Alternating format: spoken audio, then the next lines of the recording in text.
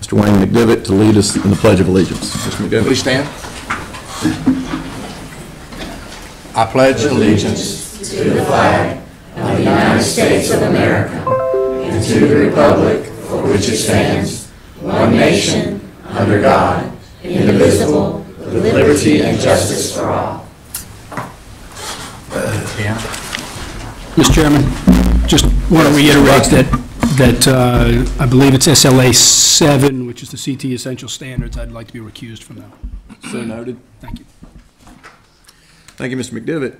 As we know, the statutes establish training requirements for the board, and we participate in issue sessions to help the board fulfill its statutory duty of hearing and discussing matters that may have policy implications, and is demonstrating our desire to grow and learn ourselves.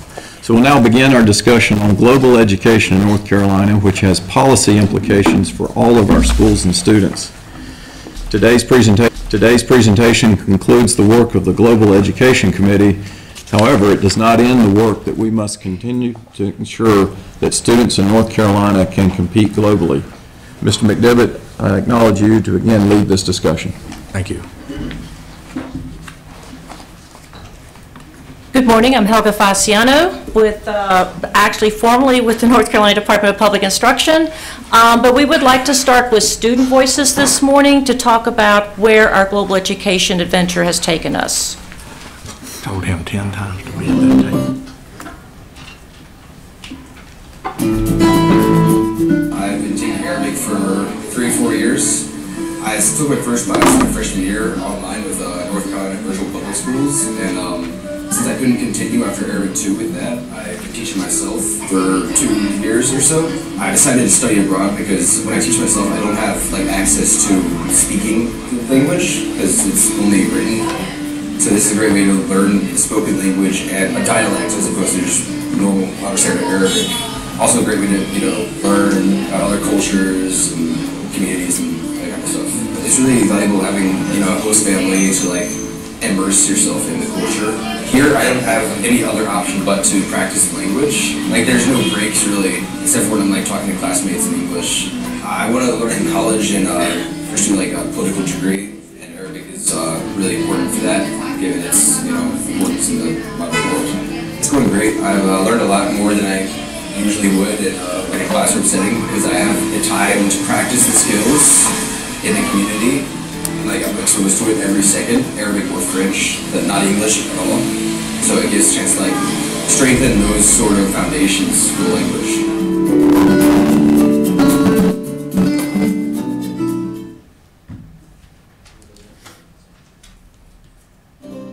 Well, I love traveling. I've always loved traveling, but I had taken a Middle Eastern Studies class, and the location of Morocco is close to Europe. It's on the edge of Africa, but it has a lot of Middle Eastern influence. It was a very prime location. It was somewhere where I wanted to go to get a very cultural experience. I would describe it as something that had the ability to show me different perspectives and introduce me to a culture that I wouldn't have been able to see otherwise. I definitely want to go to international business, and definitely a school that is big in international relations. Maybe it'll be government international, maybe it'll be business international, but it's just something I'm very passionate about. I want to learn about different cultures at a young age, at an old age. When I got the news that I had gotten a full scholarship, it was just amazing. It's really hard for someone who's not in the financial position to travel, and that being my dream, having made that possible, that has been so amazing. I can't get over them. I'm in another country again, and I've been able to experience this again, and that's something that I never imagined when I was little in tough situations that I would be able to do. So it's so amazing. I can't say thank you enough. It's been such a great experience.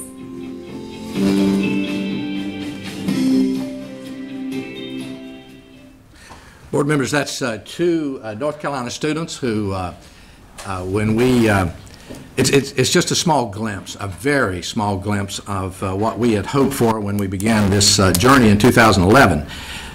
There are just a tremendous number of things going on across this state, but what we'd hoped for was to have the kind of in our curriculum and deeply embedded in our schools, kids who were inquisitive and teachers who understood and wanted to learn and teach, but were inquisitive to explore and have experiences like this, not only to learn languages and all, but to understand those cultures, but also to be able to read the morning paper and understand what's going on in the world and be able to be citizens of the world. And we're excited about where we are and about being able to bring some good news to you today. You know, we are at that place where literally kids are learning languages in all over the state, geography, cultures, economies. It's our goal to be competitive, globally aware, globally competent, and globally engaged. We have schools and districts that are now have from this board that designation of global ready schools and global ready districts. You'll be hearing a little bit about that in a few minutes. And teachers who are earning the global badge, and hundreds in the queue. We have hundreds of teachers in the queue to earn that, and literally dozens of schools and districts that are in the queue to earn that. And we have a number of our partners here this morning, external partners, and I think, Helga, you're going to reference the partners in a few minutes. But by all measures, North Carolina is leading the way in this endeavor. And let me just share with you, I decided because we had this transition that I would give the 2-minute version of where the journey we've had over these last 7.5, 8 years. In October 2010, at our planning retreat, we had a discussion, and during the break, the chair at that time, Bill Harrison, asked if I would be willing to chair a global education task force to lead us forward, to pull some of that conversation and some of the things going on. And to be candid, I thought we'd finish that in a couple months. And but over the next 18 months, we had the military come in. We had folks from all over the world come in and talk to us about the needs and what's going on. We had schools come and talk with us. We met with business leaders and literally leaders from all over this state, but leaders from all over the nation. And one of the things we found as we did the scan to figure out what's going on in other states is that there were a lot of pockets of things going on, but no state had embarked on a statewide plan. No state had. And in some cases, we're that way eight years later. But this state decided we would do that, and you're going to hear a little bit about that this morning. In January of 2013, JB, you were helping us with some of the writing of this in those days, and you haven't turned silver-haired like I have in these days. So, but in January of 2013, we presented the findings and the recommendations. I really do want to encourage you to go online. I'm not going to go over all those this morning, but those findings and those recommendations are an important part of what we've been doing over these last several years. Every single recommendation in there ties back to our strategic plan and a specific goal in the strategic plan. If you want to look it up, it's 2.3. But also our goal is to embed this in the standing committee, the work of the standing committees, as well as we move forward. And so we presented that to the board. The board embraced it in a number of ways. We asked DPI to embrace that and continue to put a plan together. For whatever reasons, Bill Kobe loved it. Bill Kobe came back about 6 or 7 months later and said, I want to reestablish the Global Ed Committee as a not as a standing committee, but a special committee on global ed. And that's where we've been since 2013 with that special committee. Today, Helga is going to give us that 5-year status. Let me say this, folks. Helga is a volunteer today because her last day with the department was Friday. So she's here as a volunteer today. So Helga has been with us every step of the way, and I'd sure like for us to recognize Helga's leadership as we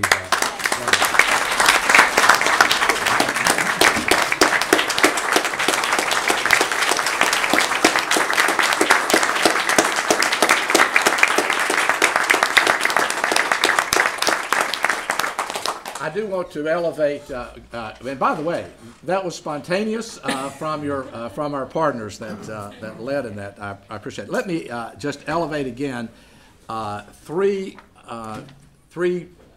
products. One is the executive summary of our plan, and then the plan that I would encourage you to go online. And Deanna, if someone needs a hard copy, we can get that to them. But I really would encourage you to look at that. We're updating it because some of it is we have done and completed. Another one is the very rigorous rubrics that we have for schools to become global ready and for districts to become global ready. And as they move through that process, and then finally the rubrics that we have for the teachers to become to embark on in the process. And by the way, it's early. You can achieve it at the early level, a developing level, prepared level, and then the model level. And we're encouraging those to come in even at the model level. Are you going to introduce our partners during this process? Yes, sir. Okay, well, if that's the case, then I'm going to turn it over to Helga to facilitate this conversation during these next few minutes. Thank you so much, Mr. McDevitt, Mr. Chair, members of the board. Thank you so much for allowing me to come back and share with you this amazing journey over the past 5 years. It's hard to believe it's been 5 years since we started this process. You accepted the report from your task force in January of 2013, and that work began in earnest that fall. So very quickly, I wanted to point out with your vision statement, there has been something in the State Board of Education vision statement about students being either globally competitive or the latest iterations with the globally engaged and productive citizen.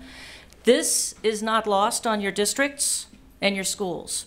And they have this same type of statement in their vision statements as well.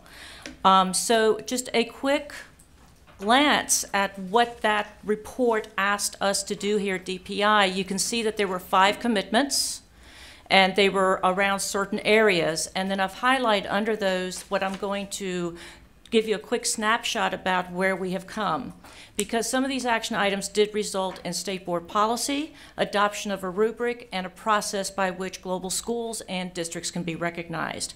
So this has been a lot of work, and I will be referencing our Global Ed partners very soon, because without them there as the partners, North Carolina would not be where it is as a leader in this particular adventure.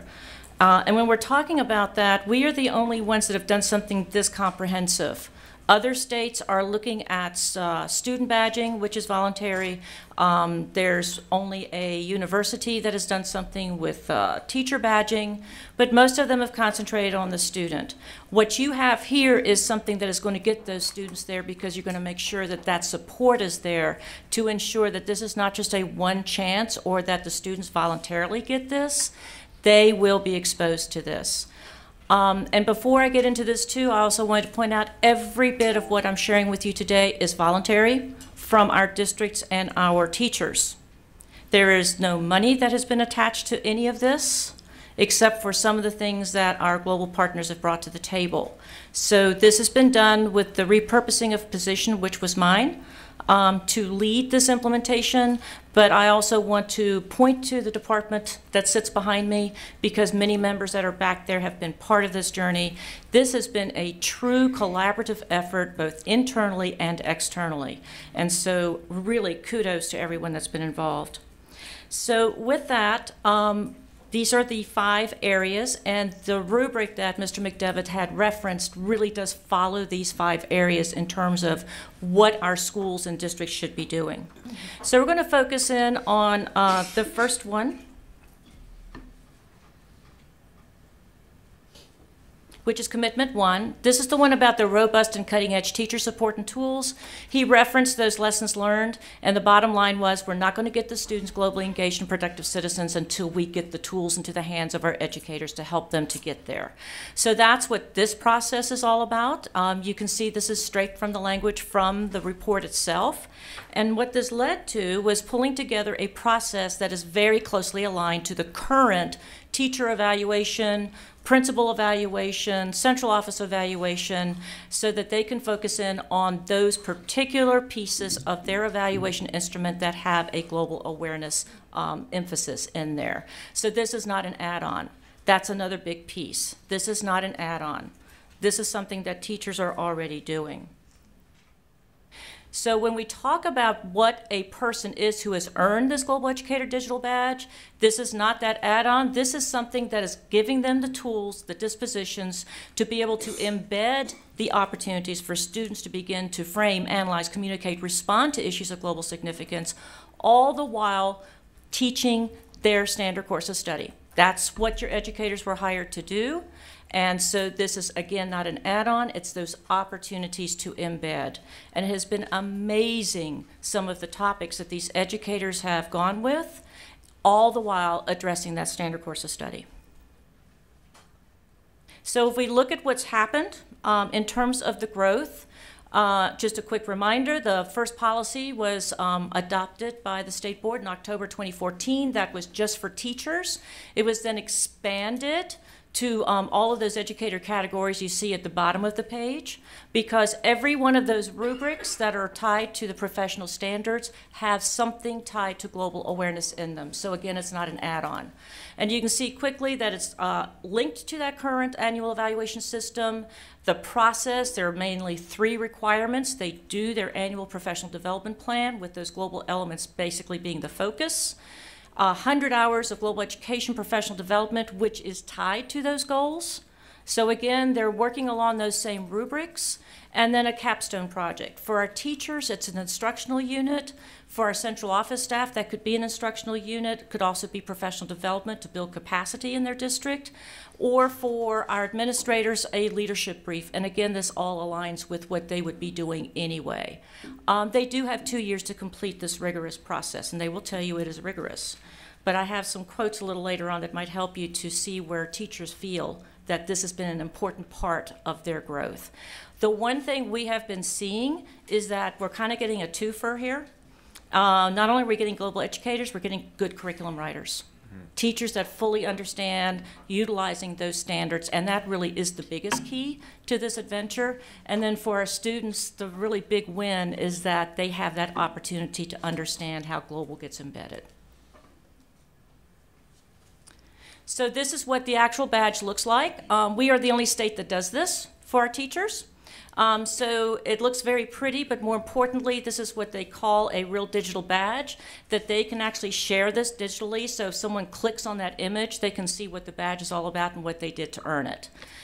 You can see what our numbers are. I want to share with you the number of districts, and these have been different districts throughout the years. We've just started the enrollment process for 2018-19. And then the number of enrolled throughout those years, and then the number of completers. We are, right now in October, beginning the fall review. We have approximately 70 capstone projects in the queue that are being reviewed now. So we have that potential of 70 additional educators completing for this year. Moving on to commitment 2, the leading edge language instruction. We were fortunate enough to have in 06, 07, and 08 a longitudinal study done by Thomas and Collier on our current dual language immersion programs and how they were so effective in really supporting student achievement. It is because of that that the State Board included instituting this plan for statewide access to dual language immersion choice opportunities.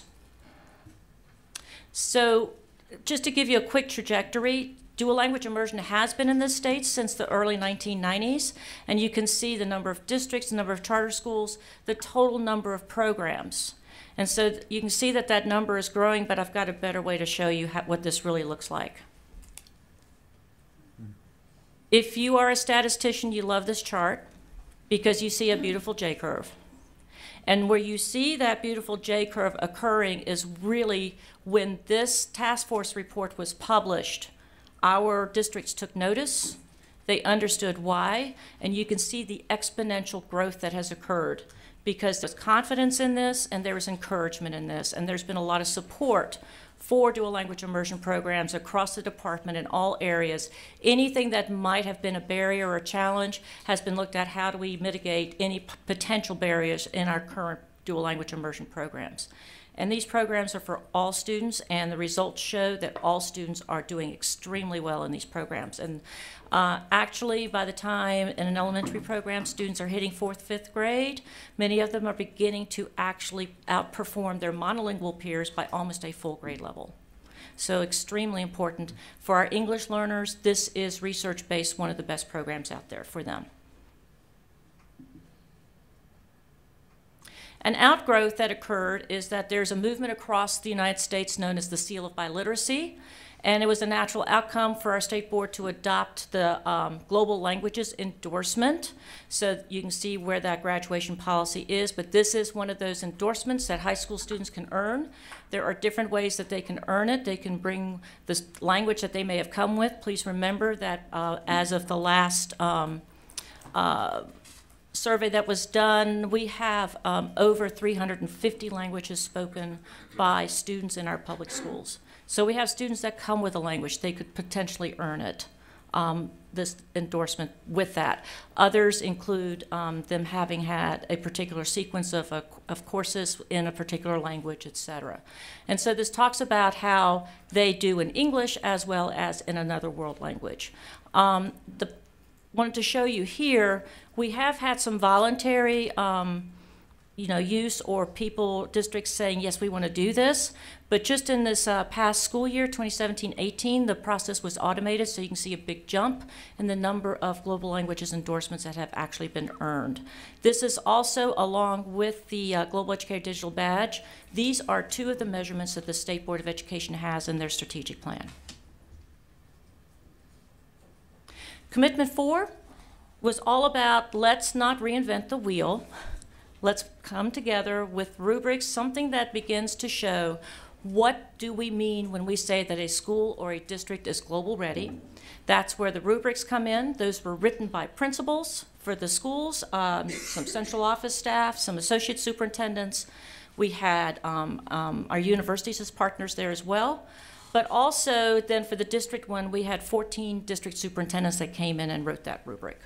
And they wrote it as a roadmap, and schools can find, districts can find where they are on that, and then they can work their way towards a designation or recognition. So here you see what we have is a process for an intent to apply that helps us to get ready for the evaluations. Want to give you an idea of the different districts. These have been different districts all along. We have just started for 2018, 2019. We already have 7 intents to apply. We will get these all the way through December. Those are due in April for the schools. And then you can see as far as the awardees, where we are on that process.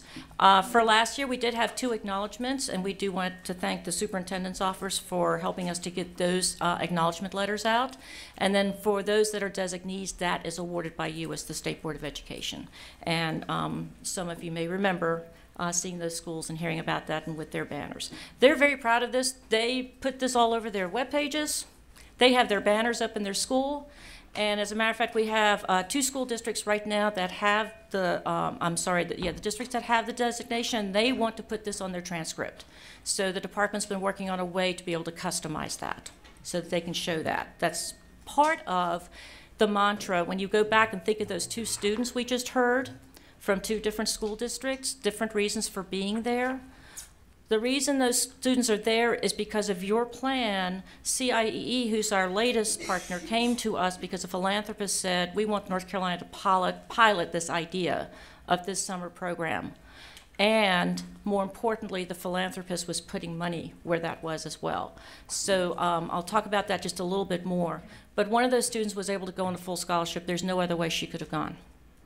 But she's also a product of one of our dual language immersion program. So she went to a totally different space, totally different part of the world because she felt compelled to do that and had the, what she needed to do that.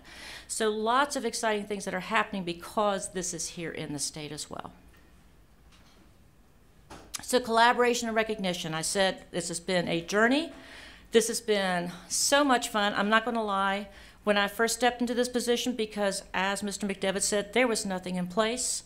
And there were days of true, absolute joy, and there were days of true sheer terror because nothing was there.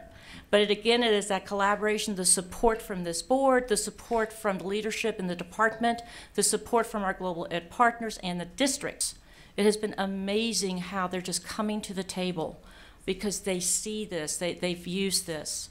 So first of all, our global education partners, we do have representatives here from the ones that the state board recognized from the beginning of this journey. So we do have, I think we have a representative from CIEE here. Okay, so they had some conflicts, but they're based up in Maine. But again, that's the philanthropist that went to them to do this summer program for our students. And in your packets, the information, all of our global partners provided a quick update on the numbers and the impact, and you can see the number of scholarships that have been awarded already to students and how many students have actually traveled over the past 3 years with them. Go Global NC is here. If you would please stand. Yes. And so some of you have traveled with them. They've done amazing work in looking at making sure that our other policymakers are aware of what's going on with global education and have for years worked with our Teachers of the Year to ensure that they have a global experience. And that's just the tip of the iceberg of what they've done. We also have a representative from Participate here. So Participate. Great, and so those of you who were with us February a year ago, you remember hearing from our partners. They have been there at the table in terms of that dual language immersion, getting some of that professional development started and helping schools and districts to realize their dreams of becoming global ready. And then Worldview, we have some representatives from Worldview. Yes. Perfect. And so each of these groups has a very specific niche. If you've never been to one of Worldview's K-12 programs, symposiums, you need to go. It's amazing because it's not done by their staff. They tap into the resource centers that are part of the UNC Chapel Hill system.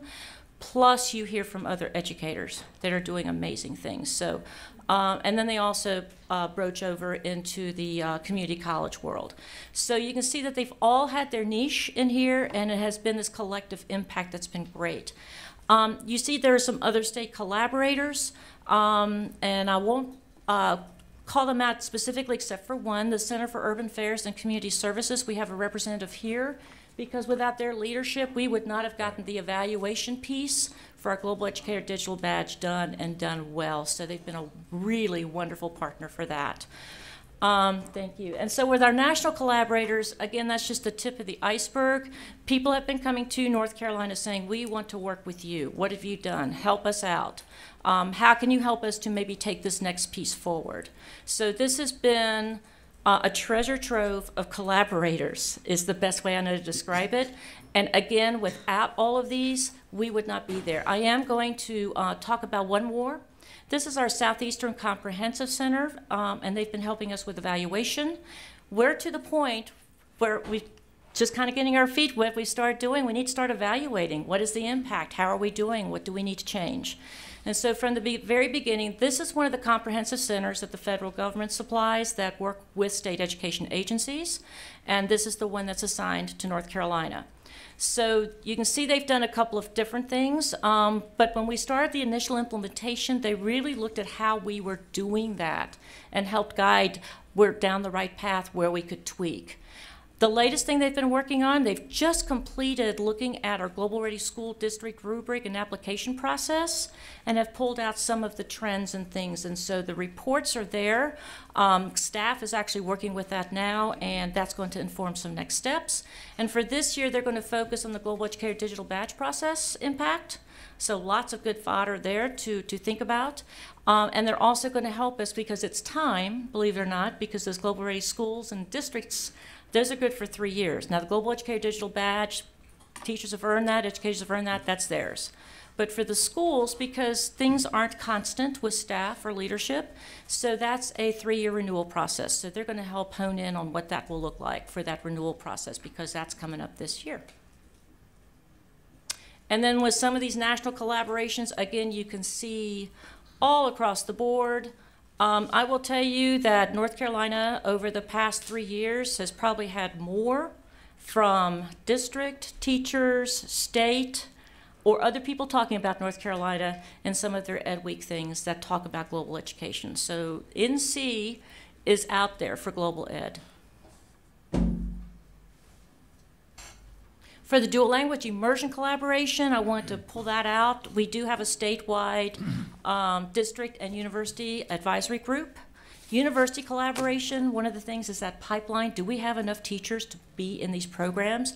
So you can see the amazing things that UNC Charlotte, East Carolina University, and UNC Greensboro have put into place. This has all been within the past 2.5 years. So lots of progress. And a big shout out to this collaboration.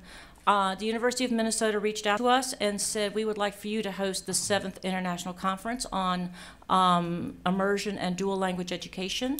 We will be doing that in Charlotte, February 6th through the 9th. That registration is open. I would like to say that we would consider you VIPs. If any of you would like to be there, please let us know, and we'll make sure that you can get there. And I know that our superintendent has planned to be there to welcome folks. The last conference that they had up in Minnesota, they had representatives from like 40 different countries, and we're expecting anywhere from 900 to 1,500 people to come to this conference. So I wanted to close with a different way of looking at the impact.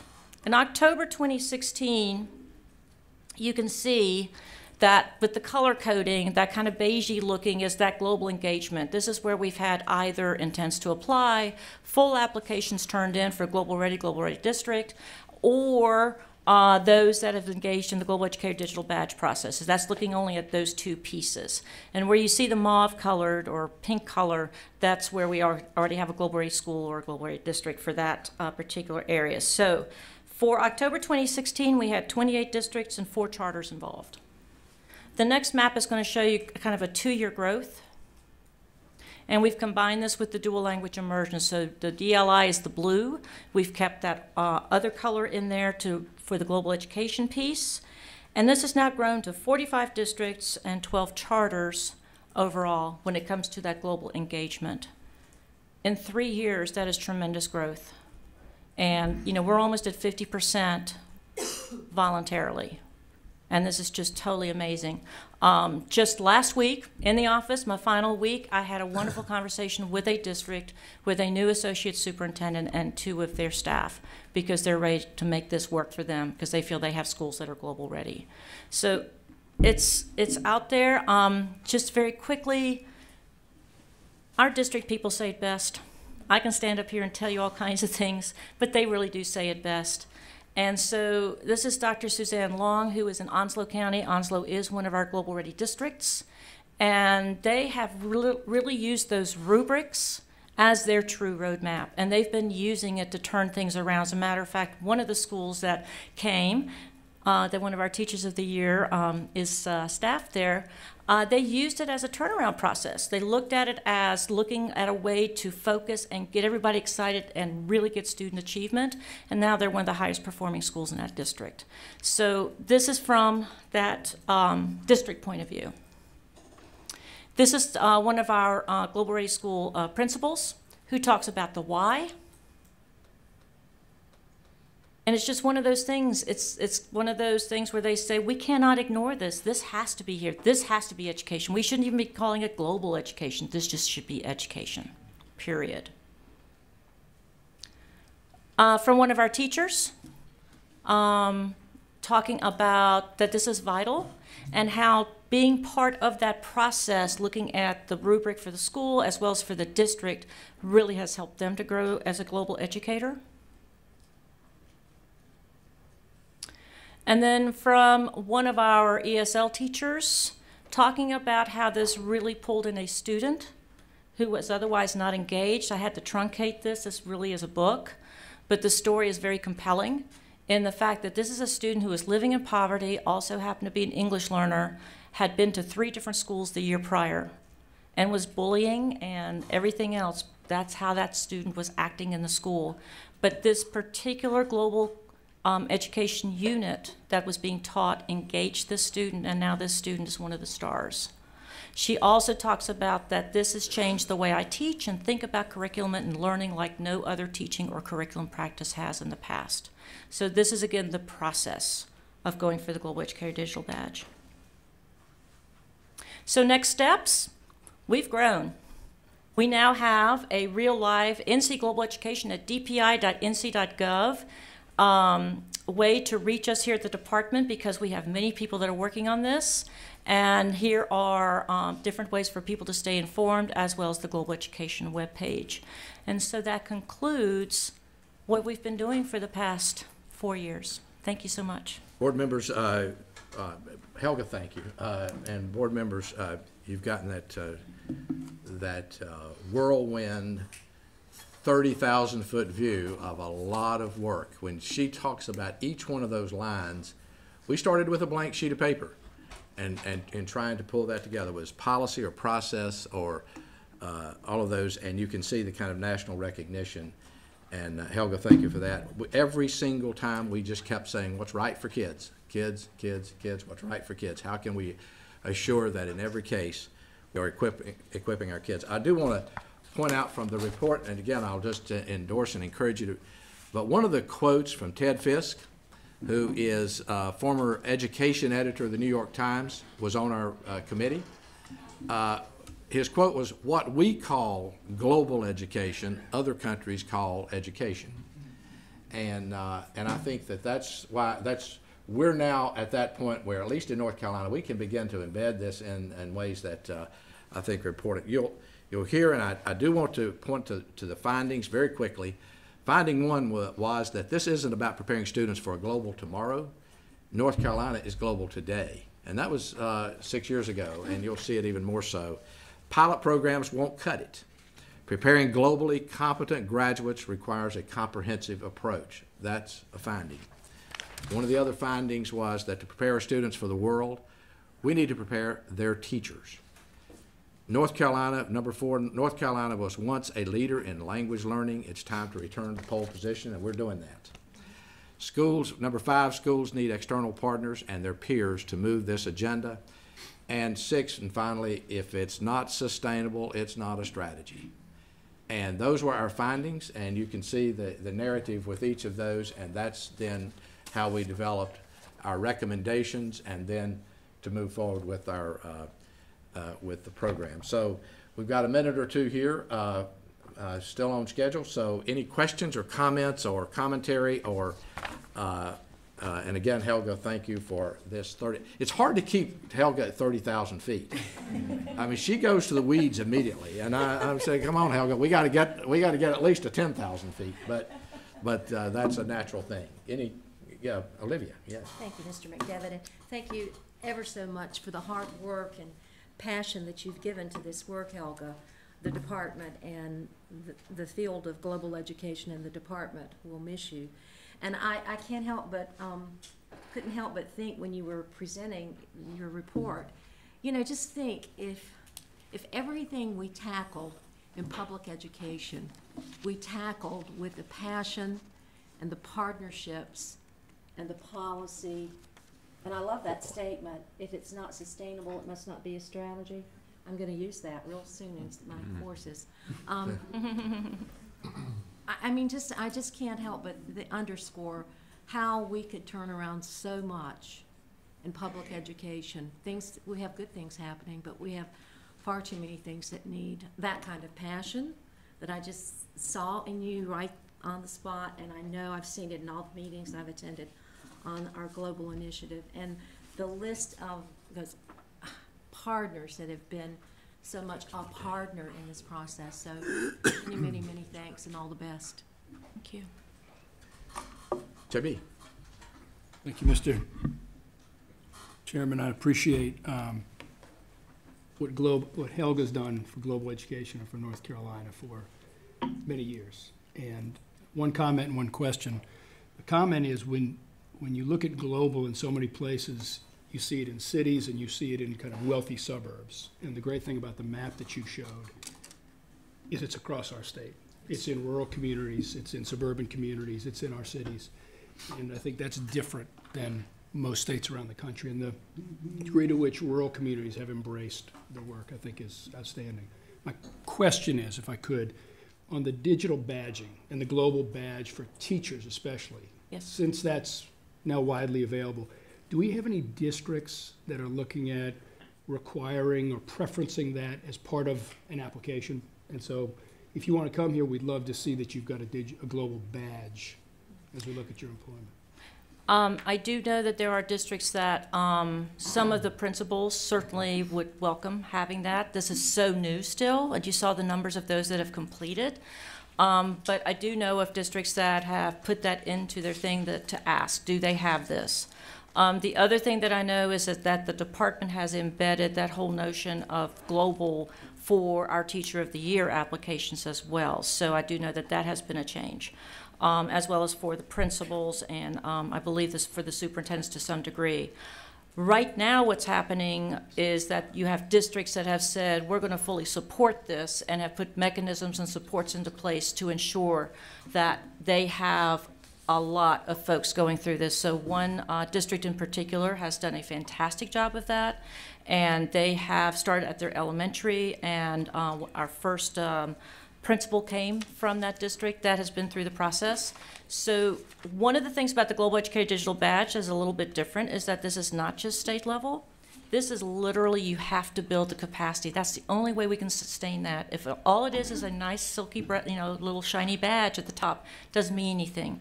It is involving the community around that educator that has really made this thing work and is worthwhile.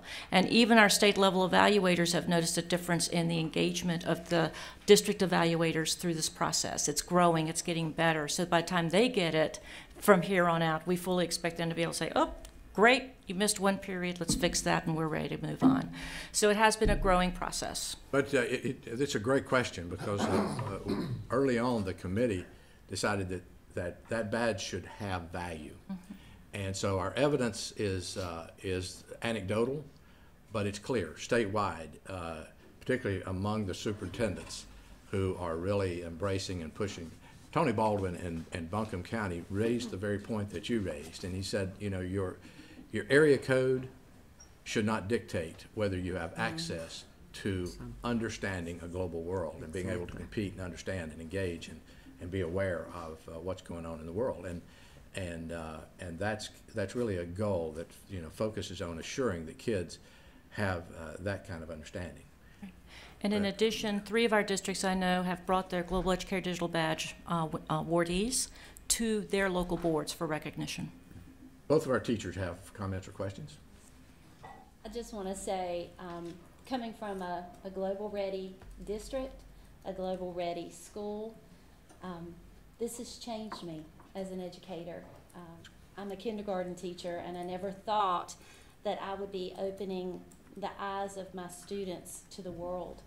I teach in a fishing community where most of my students have fathers that own shrimp boats and fishing boats, and you know, that's the only world they know. And through this global initiative, we have been able to form relationships with teachers in Australia, in China, all over Costa Rica. They have seen that their world is big and that they belong in that world. And so I'm very thankful to this board and to Helga for the leadership and opening the eyes of not just my children but myself as to how we can improve education and make our world better and grow global leaders. Thank you. Reber? Yes, sir. I just want to say thank you. From the teacher's perspective, we feel the commitment and the opportunity since I started teaching 15 years ago. They've allowed us professional development opportunities with Worldview, the Teacher of the Year program going with Go Global North Carolina, and I just think it's so important to continue this commitment to that. We both went to the Go Global China program, and we were talking in the back how transformative that is for us as teachers, not only to experience globally China, but also to collaborate with our peers in that process. And I think that trickles back down to our students. And that's another thing I really want us to kind of consider in the process. I've been blessed to work with an organization called Dustin's Greenhouse in Guilford County for 15 years. And they raise money throughout the year to make sure that every student that applies has that opportunity to travel. And we've gone to South Africa and Peru, Galapagos, Ecuador, Mexico, and the Yucatan, and to see these students who, you know, some have never been on airplanes, trains, buses, to to get them to see what this world is like and to see their part of the story now engage in the greater part of the story is absolutely transformative.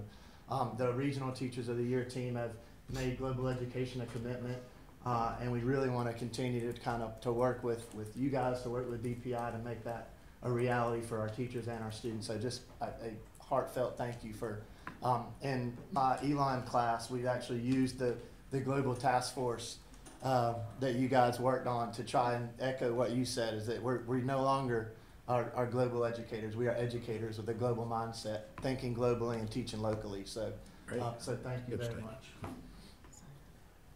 Thank you. Yes. I certainly would like to say thank you, and it's really an eye-opener for me. In our county, which is a very rural county, and we don't have a lot of industry, we don't have anything, but we definitely have been have had language immersion now for 4 years. We started it in kindergarten at one of the schools, and we've continued, and we're in the 4th year now. Our school is our system is very globally oriented, to the point that we're very connected with Worldview. Every summer, we have a group of teachers, board members, sometimes parents, that go either to Costa Rica or somewhere. And I've been fortunate enough, about, 4 years ago now, 3 years ago, to go with Worldview to Japan. And we are very globally oriented, and we do have a global school. I did not see everything here, so I've made a lot of notes that I have to take back to Warren County to find out why we're not really on the board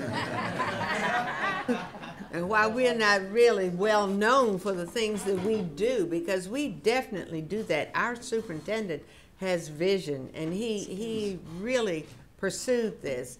I was so disappointed that I did not get to go to Germany, but I had just gone to, I had gone to Japan before that. So I didn't get to go to Germany, but I do want to say to you that for 14 years, I taught in Germany, taught school there, so, and 4 years in Japan. So global education is very, very important to me. And thank you for all that you have done. And we know that you're going home, but I bet you'll still be. Oh yeah, I told her we got her number. Board members, again, I would encourage you. There's just so many opportunities to go to a school.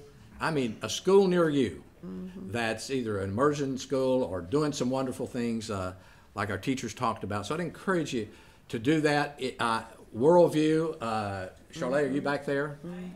She would invite any board member to go anytime to a number of their programs, and I would encourage you to do that. I also want to say a word about where a initiative that Go Global has embarked on, and that is, and we're well into it, raising $10 million over the next several years, so that every single district will have a scholarship for a teacher to have some type of experience like was just referenced, so that we're able to pay for those teachers to be able to have that opportunity that we saw up here. So I'd encourage you to do that. Over the years, we've had many reports to this board.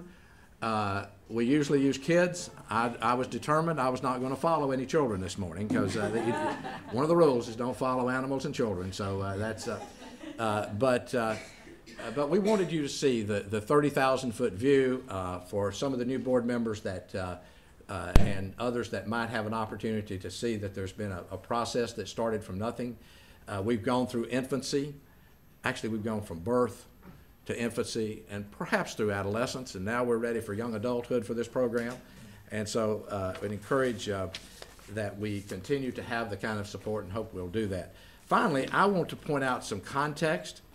This is a document that was prepared by a number of folks, even some of our partners. Go Global was involved in this. It's called A World of Opportunity, a North Carolina blueprint for global engagement.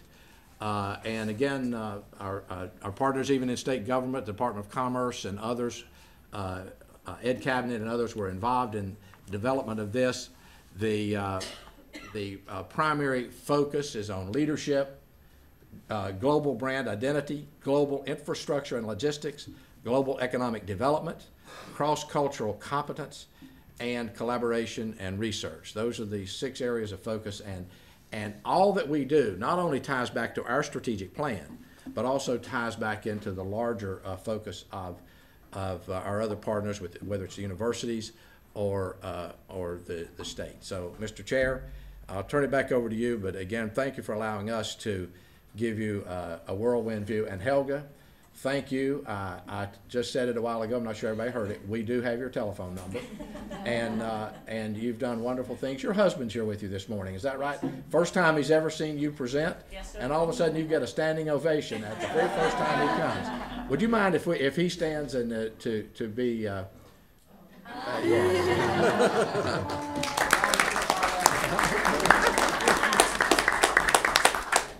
Thank you. Thank you, Mr. McDivitt. Ms. Fasciano? Yes, sir.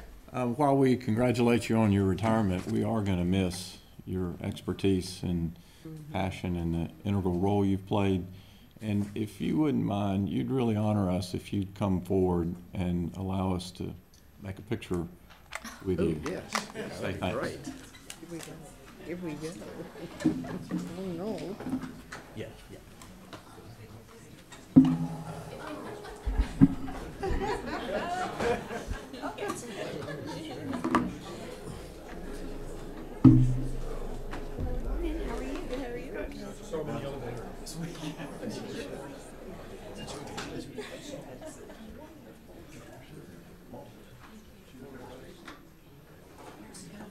Come on.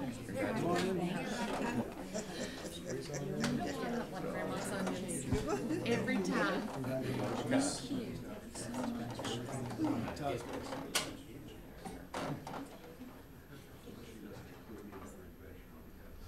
One, two, I'm gonna get one more. Okay.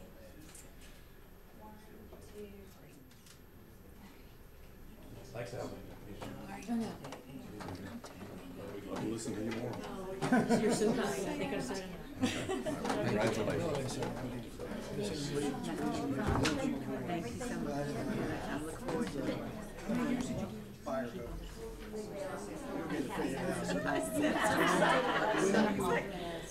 I was on the school board for a while.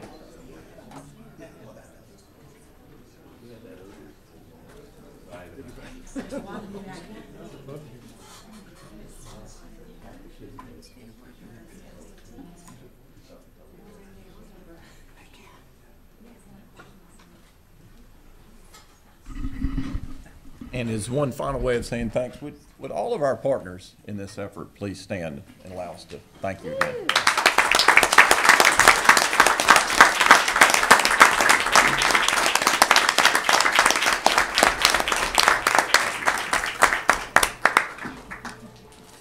All right. So we now come to a time of special recognitions when our agenda will recognize those educators, schools, local school systems, or advisors for outstanding achievement and honors, and I'll call on Dr. Michael Wells to introduce the Title I Distinguished Schools. Dr. Wells. Thank you, and good morning, everyone. I am pleased to continue this morning's theme of excellence in education. I think with these presentations we have this morning, we'll be presenting the Title I Distinguished Schools for North Carolina for the 2017-2018 school year. Many of you probably know that since 1996, North Carolina has recognized national Title I Distinguished School programs for 2 outstanding schools each year. But before I get into those, I want to mention just a second that there are many schools that are nominated for this out of our Title I schools. This current crop had 14 schools that were nominated to be recognized as Title I schools of distinction, with these 2 having won that award. The 2 schools we're recognizing are one of 2 different distinct categories. One is for high growth or progress in closing gaps between students and student subgroups. The second is recognized for sustaining high student achievement over at least 3 years' time in that particular school. They're selected based on a combination of their academic achievement, but we also include stakeholder involvement, creative and innovative improvements and involvements of their communities, and also materials that they submit to us for review that's reviewed by a select committee. This past year, these two schools were recognized in the opening general session of the 2018 National Title I Conference in Philadelphia in February. And we want to certainly give these folks an opportunity to talk with you and share with you why they are distinguished among our Title I schools. The first school that we're going to recognize, I'm going to ask Dr. Chris Vecchione to come and introduce that school. He is the Assistant Director for the Division for Federal Monitoring and Support.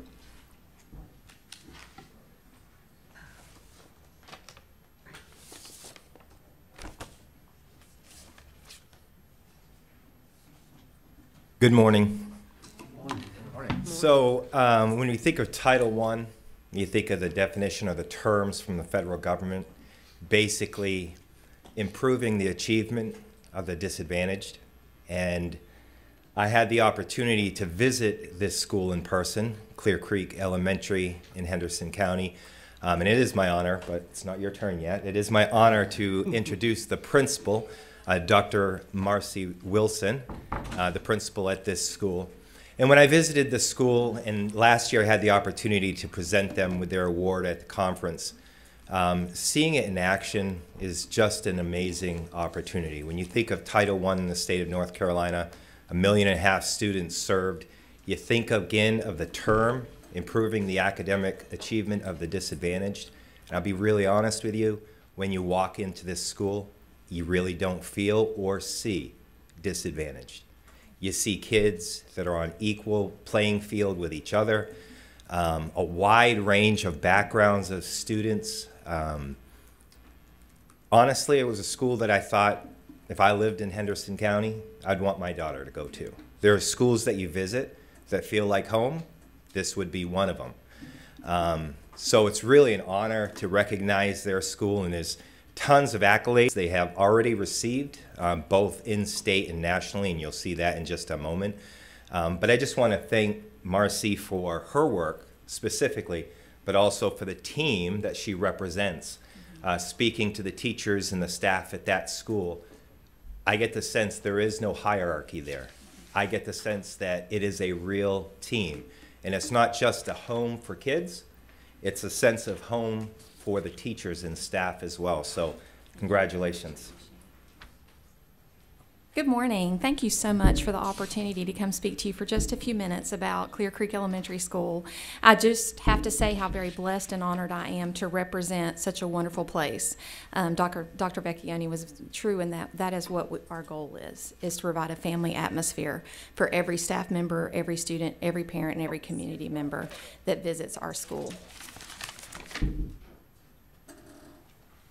As you can see from our accomplishments, we are very proud to be a 2017 National Title I Distinguished School, as well as a 2017 National Blue Ribbon School, and a 2017 North Carolina PBIS Model School. And our accolades go back several years. So we do have a history of high achievement for our students and a history of closing the achievement gap for our subgroups.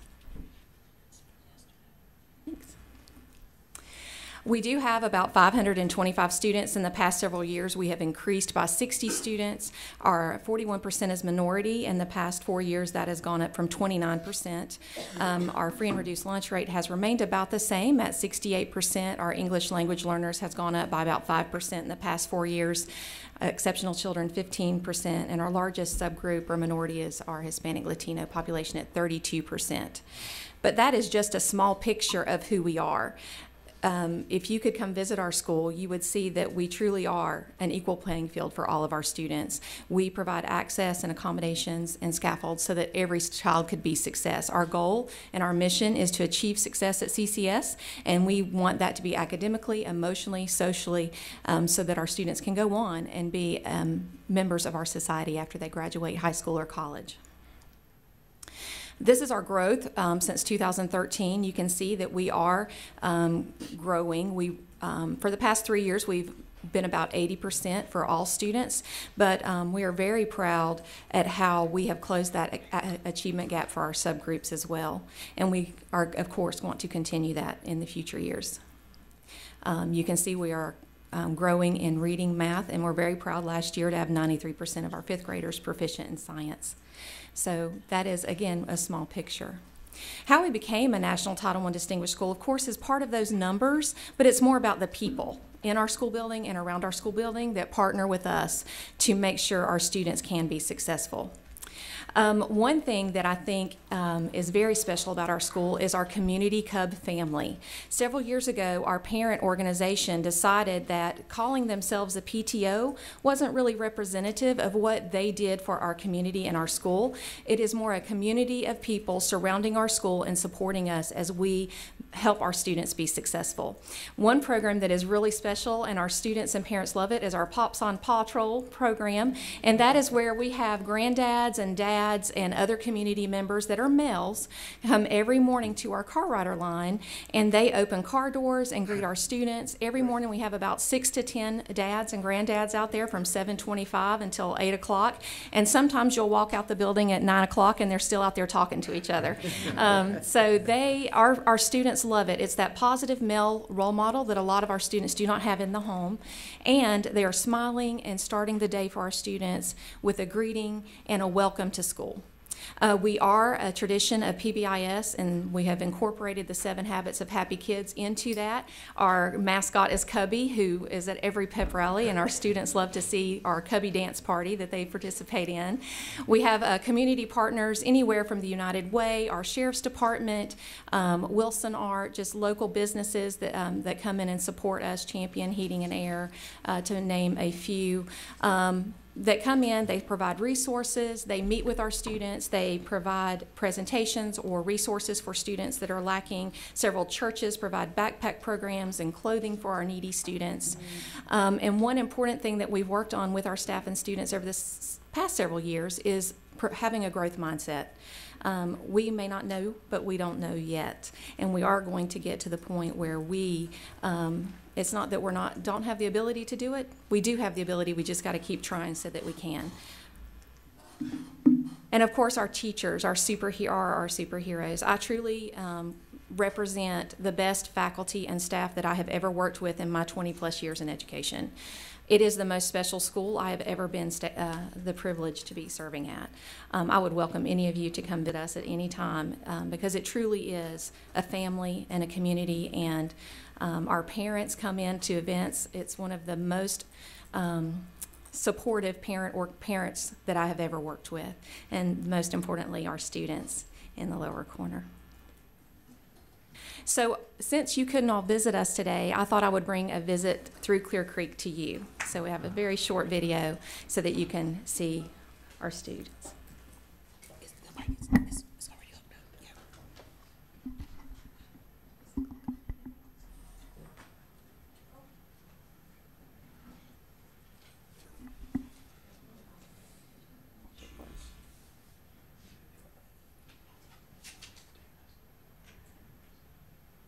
We're having a little bit of technical difficulty. One moment, please.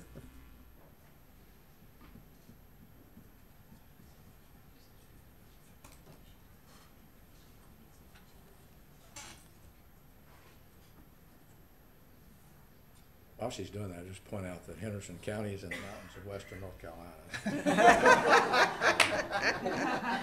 We are, and right now our leaves are beginning to change. It's an awesome time to visit if you want to come to the mountains. Good commercial. Shameless. Yeah.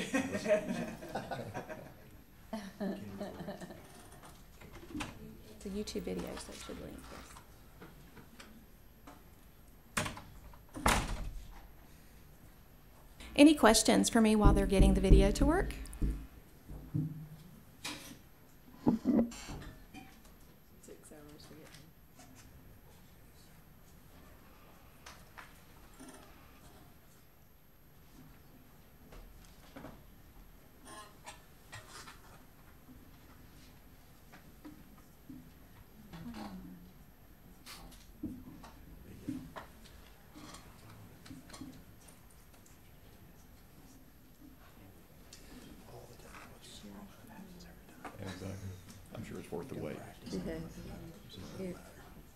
Which one is it?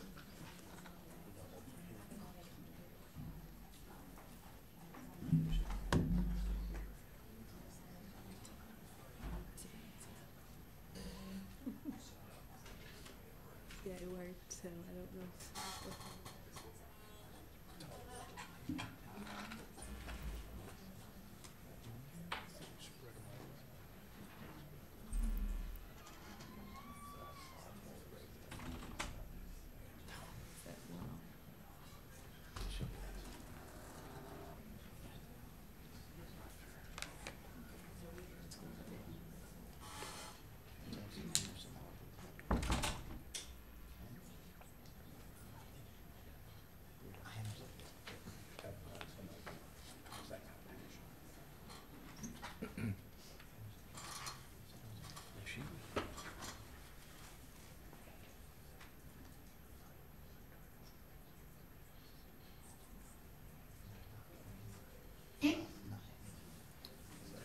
Hey there, I'm one D.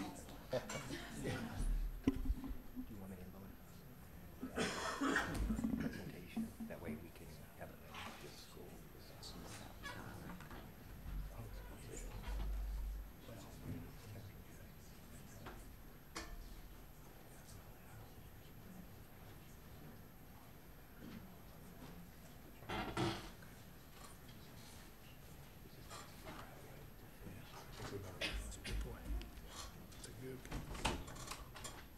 Come back to it.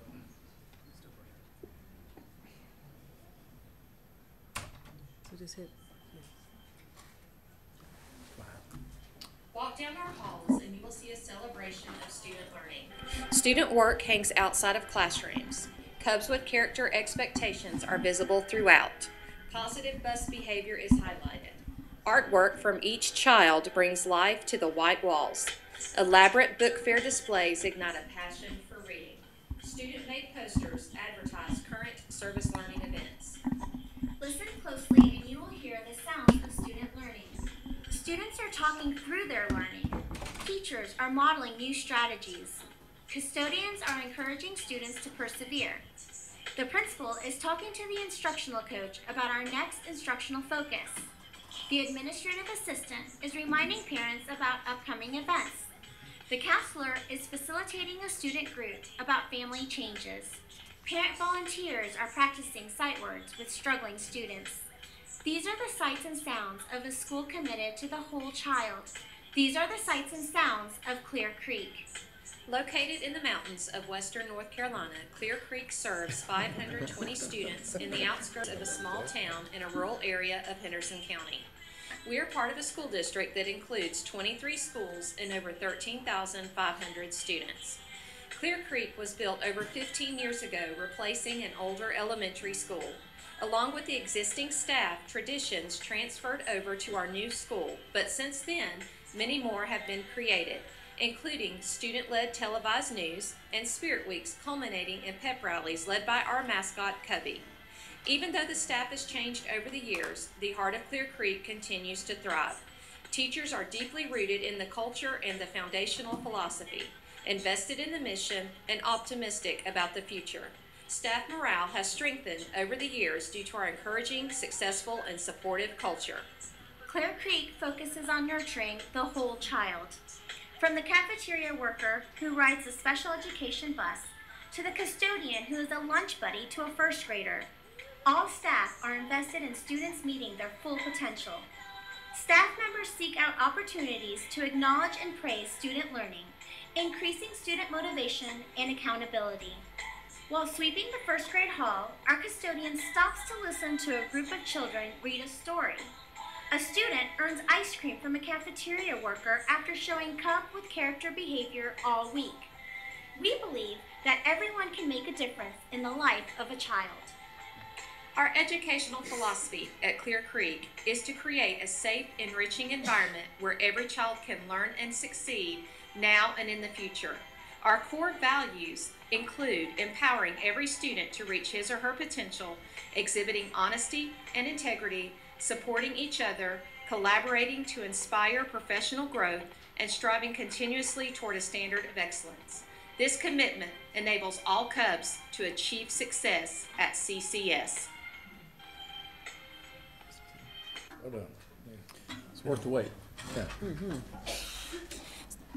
As I mentioned earlier, you are welcome to visit our school. I would love for you to see it in person, and I thank you so much for this opportunity to brag on my school.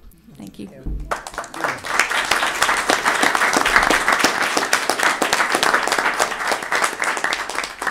Ms. Wilson, would you come forward and take a picture with us?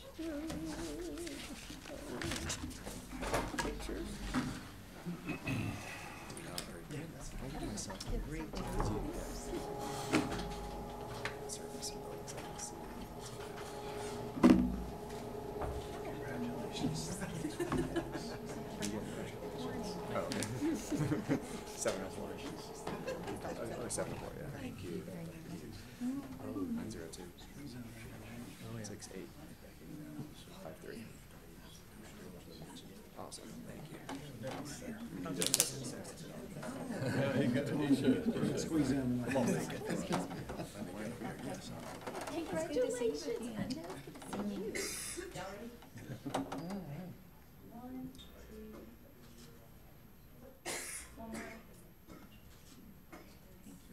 Congratulations. Good to see you, sweet girl. Thanks for all your good work. Thank you. Thank you. Thanks for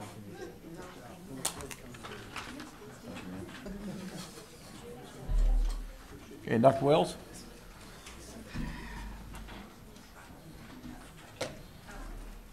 Thank you. The next school we would like to recognize, I know, you're fine. The next school we'd like to recognize is actually from my part of the state, down in the eastern part of North Carolina. It's a rural coastal school, Union Elementary School in Brunswick County.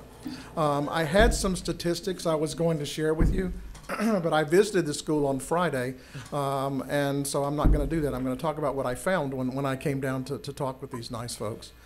First of all, I came down knowing that Brunswick County schools do not return to school because of the devastation of Hurricane Florence until Monday. So I expected to find the principal there in her jeans, working in her office, and to have a conversation with me and learn a little bit about the school. When I got there, she had a cadre of teachers, parents, students, all ready to help her and support what she was doing, and I got a chance to sit down and meet those folks. Before I talk about that, though, I think it's important to know that on September 14th, when Hurricane Florence was sitting very comfortably between where I live and where this school is, the principal, Vicki Smith, was in the Brunswick County Operations Center for the Emergency Management of the county, doing what she does, which is serve the community. When I talked with those folks, I heard the same theme that we heard from the last school. We hear from a lot of our schools of excellence, and that is that it's a family. It's a community, and they all work together, and they're happy together and support each other and pull together. When I talked with some of their students, which I was able to get away from the adults for a while, which is always my goal, to get some time with the kids alone because they're much more honest during that time. I saw a number of kids and asked them about what their aspirations were and what they thought about their school. It was a 5th grade young lady who wants to be an engineer, which I thought was wonderful. There was her 4th grade young man who wants to drive bulldozers, which is probably a good thing too. And in talking with them, one of the things I asked them was, what do you think makes your school special? And they told me a number of things about staff and about the way that they felt at the school.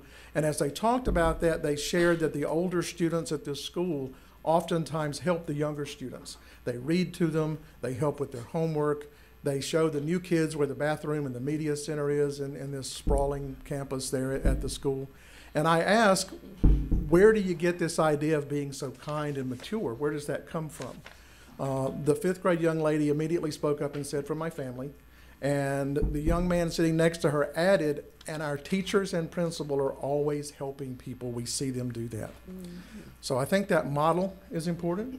I think the community that supports this school is important, and I'm going to let Vicki Smith tell you what she thinks is important about this school, and expect to get a little bit of dolphin love. You don't go to Union Elementary without getting some of that. That is the truth.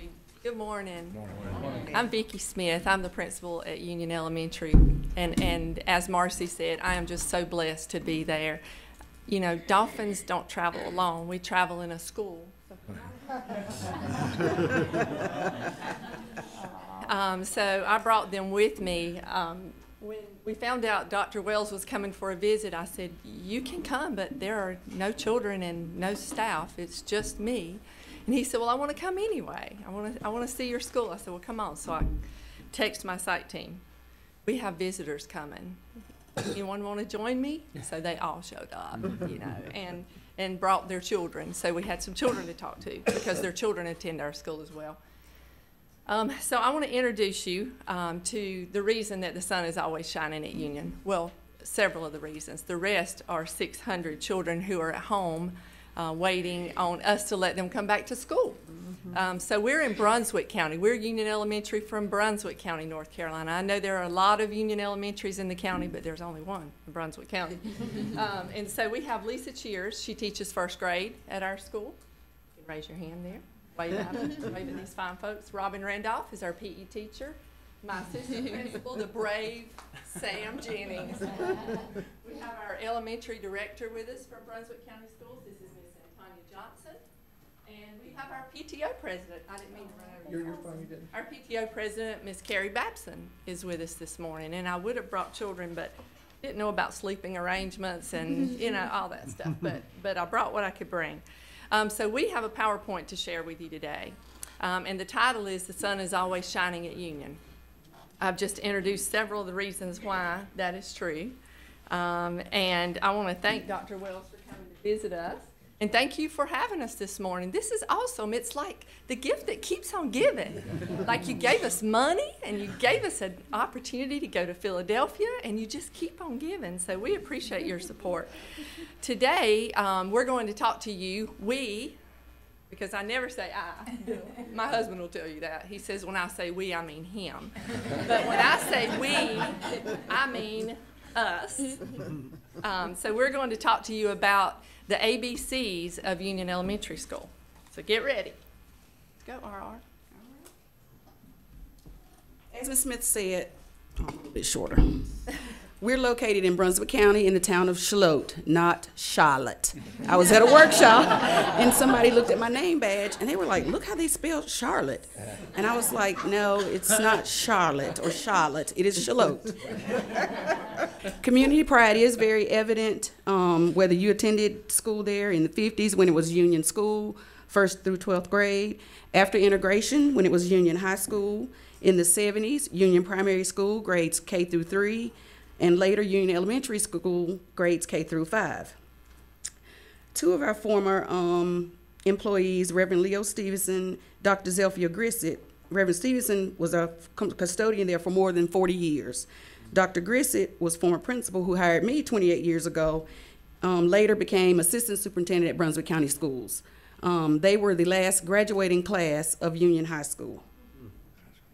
Currently, many of our staff, parents, grandparents have attended Union and share the fond memories, experiences, and lifelong relationships as a result of attending Union Elementary School, the best school on earth. Our mindset is basically excellent and high expectations. They're a habit. It's a habit, you have to have it. Whether you're in the cafeteria, playground, classroom, high expectations and excellence are expected of you. So another part of it is our students. Our students, this is a little bit about them. You can see that we have a very diverse population of students. We have a high Hispanic population. We have Asian, a lot of multiracial students. Our ESL population and EC population are both at about 14%. One of the biggest challenges we face at Union with our students is the transiency of our students. We have students that come and go a lot because we live at the beach, because we have seasonal work down in our area. So that is a struggle for us. That is something that we have to work at every day, something that we have to make sure that we are meeting those needs of those students. And we're going to tell you a little bit about how we do that. But I think our pride and joy beyond our students is our staff. I have only been at Union, actually today marks a year from when I interviewed at Union, but our staff is incredible. the experience that we have on our staff is huge. 80% of our staff has 10 or more years of teaching.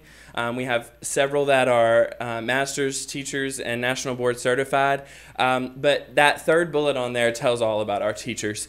In 2017 EVOS, because our EVOS for this year has not been released yet, 45% of our teachers were blue, and they exceeded growth. 54% of them were green and met growth. Less than 1% of our teachers were red. And that says something about the staff we hire and how we develop our teachers and what we bring on board to make sure that our students have the best of the best. And that's what we attribute this award and these things to, is our high quality teaching staff. They are the best in the world, we like to think. You may not want to hear this, but we don't think that our success is about a program. There are programs and frameworks that we use, but the success of our school comes from our teachers and comes from the collaboration that they have. Our accomplishments, we were a 2011 Title I Distinguished School nominee. In 2017, we won. And we're recognized. We've been a Title I reward school for many years, and then we've exceeded growth for the past 6 years.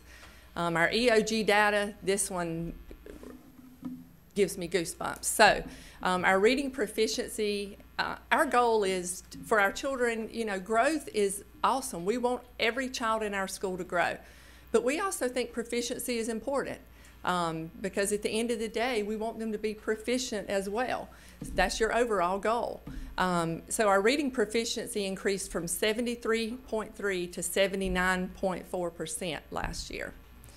Our math proficiency went from 79 to 91%. Science went from 88 to 92.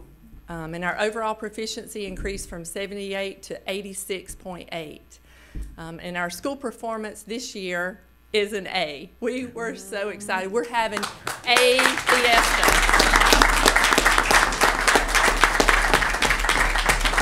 We have worked really hard because that B just was just stuck in our, it was a thorn in our side. We were like, we are not a B. We are not a B. Well, it says on the paper, well, we are not a B. So that has really driven us. We're having a fall fiesta tomorrow with a taco bar for our staff, since students won't be back until Monday. And we will also reward our students with cupcakes when they do return.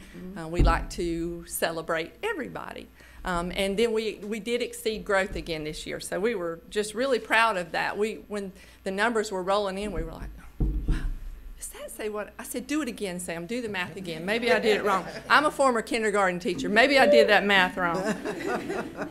And then Lisa's going to talk to you about the best practices, things that we do at our school. I know Ms. Smith has done a great job of saying what a great staff she has, but we couldn't do it without the support from our administration. That just makes a big difference.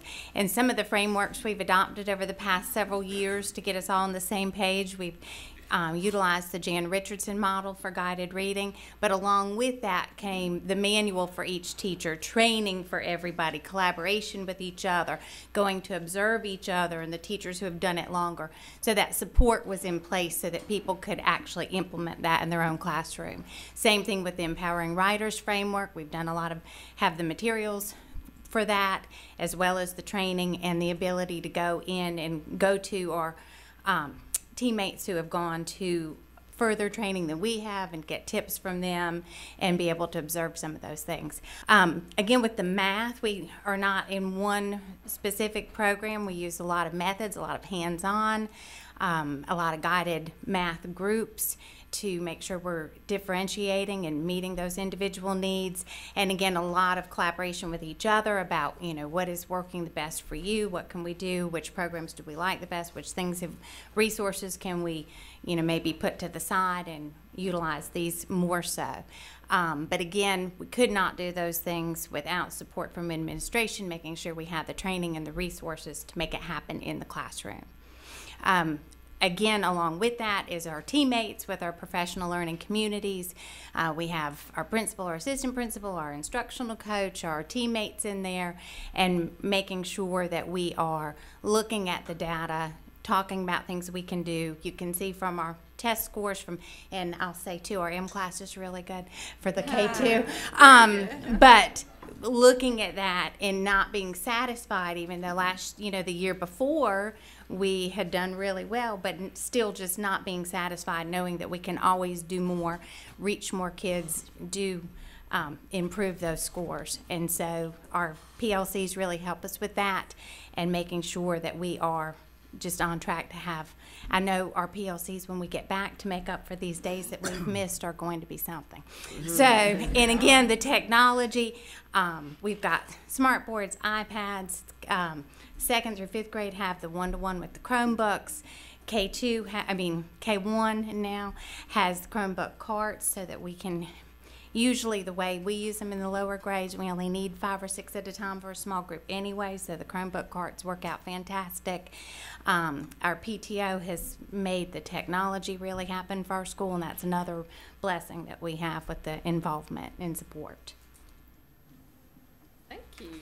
And what Lisa didn't say before I start talking about our collaboration with community partners is our philosophy at our school is we build it in K2 and we fly it in 3-5. If you don't build it in K2, it will never leave the ground in 3-5. So we are very much foundation oriented. Our K2 is, if you can't teach a kid to read, you don't need to be in elementary school, period. But my best teachers, reading teachers, are in 1st grade, and that's just how it has to be. Sam, step up here a second. I want him to give you, because, see, we look at data together and then his young brain remembers it. That's why I have him. Tell them what percentage of our kindergartners, about 66% come in below grade level on M class. When they leave kindergarten, what was that percentage? 94%. 94% are at or above grade level. So do you think those kindergarten teachers are working hard? You do not play. We appreciate you for giving the days for the storm secretly. I was hoping you wouldn't, because we were looking. I was like, we got to get those 19 days back, But our board did decide that we would make up 6 of those days, which is great. So we're going to do it, and my team knows we're going to hit it hard, hit the ground running, giddy up. Here we go. Collaboration with community and families. We have a parent facilitator at our school funded through Title I. Thank you, Title I. She's a half-time parent facilitator, half-time teacher assistant. And so she coordinates a lot of the resources for our children. Like Marcy was saying earlier, the backpack program where we send food home, tutoring and support services for our kids. And then we do union eat-out nights just about every month. And if we don't, the parents get mad. All that means is we team up with a local business, a local restaurant. We have a lot of those in Brunswick County. Most of them are seafood. But we team up with some of our corporate sponsors, and we go to their restaurant, and we all meet and eat. And the families enjoy seeing us not at school, and so we eat, and then, they send us money back. Oh, wow. So they send proceeds back to our school. So just great partnerships. Also, the Brunswick County Sheriff's Department, we've teamed up with them, our school system has. We have an SRO in every school in our county because of that partnership. So we love the relationships that our SRO has made with our kids. He pushes our PBIS cart on Fridays. Over 134 volunteers. It says 124. That's not correct. It's 134 plus volunteers. Reading buddies, lunch buddies, tutors, watchdogs. That's dads of great students who also open car doors, and they stay all day long. They dedicate at least one day. Most get addicted and come 5 or 6 days a year, but they commit to stay all day. They go to lunch, they go to art, they go to the classroom. Canine Angels, that's our reading dogs. No, they don't actually read. They listen to children read. So those are some of the things that we have going on with our community partners. Carrie Babson, PTO, is going to talk to you for a second about PTO. I get to do the really fun stuff. Oh, yeah. We join with other area businesses and create corporate sponsorships. Last year, we raised $25,000 from those corporate sponsors, and in return, we're able to give each teacher a $100 reimbursement. We have every student in the school gets a T-shirt, every staff member, every bus driver, every cafeteria, everyone gets a school shirt for Spirit and to show off our sponsors. We've been able to help with that Chromebook initiative. I have 3 students at the school, so they really are able to benefit from all this stuff. We have a bingo night where all of the proceeds go back to something that the PTO chooses. We've done senior resources before, we've done juvenile diabetes, we've done hospice house. We're able to provide all of those extras through all of the money that we raise to go back to the school, and it is a fabulous school. Our community is wonderful, and anytime that we need lunch for the teachers, all we do is call one of our corporate sponsors up and no problem, when do you need it? And they provide it for us. So we have great community support as well as family support, where we, instead of selling wrapper paper and stuff, we have the fall festival, we have bingo, where we have the families come out together. So the younger kids are already in the hallways before they reach kindergarten. We have students that graduate 5th grade and they're coming back to help at the festival. They're coming back to help and tutor and do what they can because they love that family so much. This is the T-shirt. Come on up, Sam. This is the shirt that it came out of my head and it came out of his artwork. So that's called teamwork. But this was our school, this was our school shirt last year. They had our corporate sponsors on the back and all of that. And then this is the shirt that we bought every child and staff member when we won the award. We wanted a Wordle. You know what a Wordle is? Well, we wanted a dolphin Wordle. So I spoke it into existence and Sam created it, like right there in 10 minutes. So it just has all the words that describe our school on there. So the kids love that.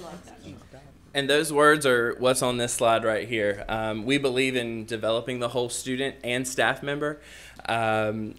We offer a lot of extracurricular activities for our students. Our teachers go above and beyond before and after school to offer all of these things. From Science Olympiad to the chorus to the First Tees Golf Challenge to a morning news program to our Battle of the Books team, our kids are involved in something and we want to make sure that they have something outside of the classroom. So that's what we feel like makes us unique. And of course we've bought into the PBIS model and we use Class Dojo as a way for students to get that positive support pretty rapidly. Within a day, we do 9-week celebrations where Dr. Mark Johnson got to experience one of those, and Ms. Smith's going to share you that we had a glow party for the kids that just they come and they're doing what they're supposed to do. So that's part of our PBIS. We make sure that we're celebrating those kids in that positive culture. And I'll let Ms. Smith wrap it up. And we celebrate our teachers. We've spoken a little bit. Our teachers will do anything for a jeans pass and food. We know that. So what do you think we do? We give them a jeans pass and we give them food. Oh, you are looking good today. Here's you a jeans pass. We're always on a diet. And we're always on a diet, but we love food. The atmosphere at our school, we feel, is just unmatched. You know, we have brainwashed our children. If you ask our children, boys and girls, the sun, they'll finish your sentence. It's always shining at Union because Union Dolphins are responsible, respectful, and safe. So we've also brainwashed the parents. And you know that when you order Bojangle biscuits for your staff and you flip the lids up, and several of our parents work at Bojangles, and they wrote inside the box, the sun is always shining at Union, Dolphin love. That's when you know you've made it. You know when you have gotten to the parents. So these are just examples of things we do, and I know most schools do things like this. With in the summer, if we have new members, we have a new member lunch. You know, informal Dutch lunch. We go to the Inlet View and have lunch. But just context, you know, if you know a staff member struggling, we're texting each other. We go to the hospital and visit each other. We go to weddings. I went to one of my teacher assistants' weddings this weekend. One of the things we started doing last year, we have a splash of the week, and that is where we highlight a staff member, a different staff member every week on our Union webpage. You might want to check that out, www.bcswan.net. Go to Union. Well, go to schools, go to Union, and then you will see it's updated just about daily. And then our Daily Dolphin, we recognize good behavior every day. They love to hear their name on the intercom. Don't you love to hear your name on the intercom? And so they love that, and we have a wall of great dolphins. So then the last thing I wanted to tell you was that anytime, no matter what time of day you come, you're going to see the same thing. You're going to see happy staff and students. You're going to see high expectations. You're going to see teachers teaching. We don't use our break rooms. Those are for tutors. That's who holds up the break room. Sometimes we do have to go to the bathroom, so they just have to ignore us. But you can come and visit us and see why the sun is always shining at Union. We have lots of dolphin love there, as Dr. Mark Johnson got to experience when he visited our school last year. And so I wanted you to see our kids. We couldn't make a video because, well, our kids are at home. I could have gone to their house, I guess, but I wanted you to see our kids' faces. So we're going to play this little video clip, and this will sum it all up.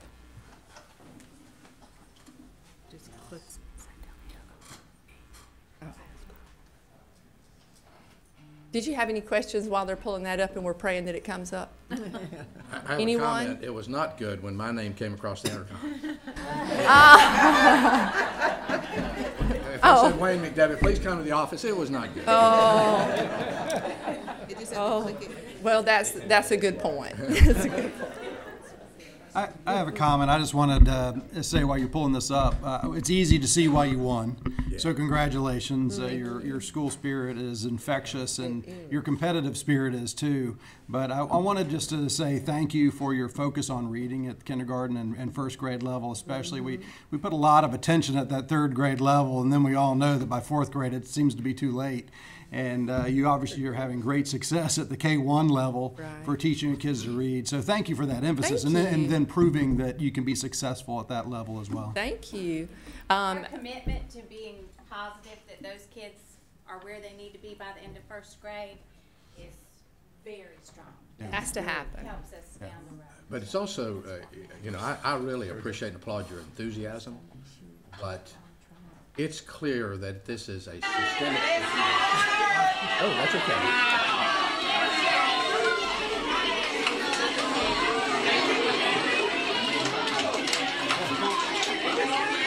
It's called a good old Union welcome.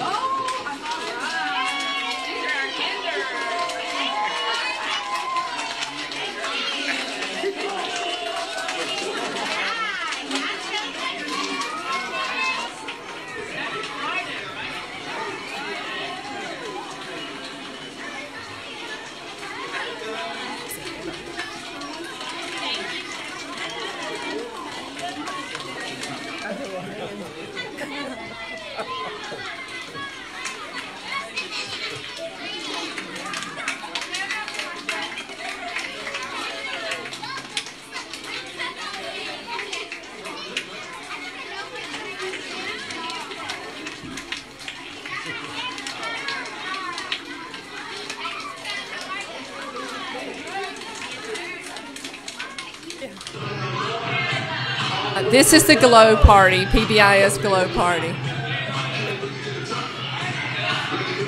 Dr. Johnson was in shock at this point.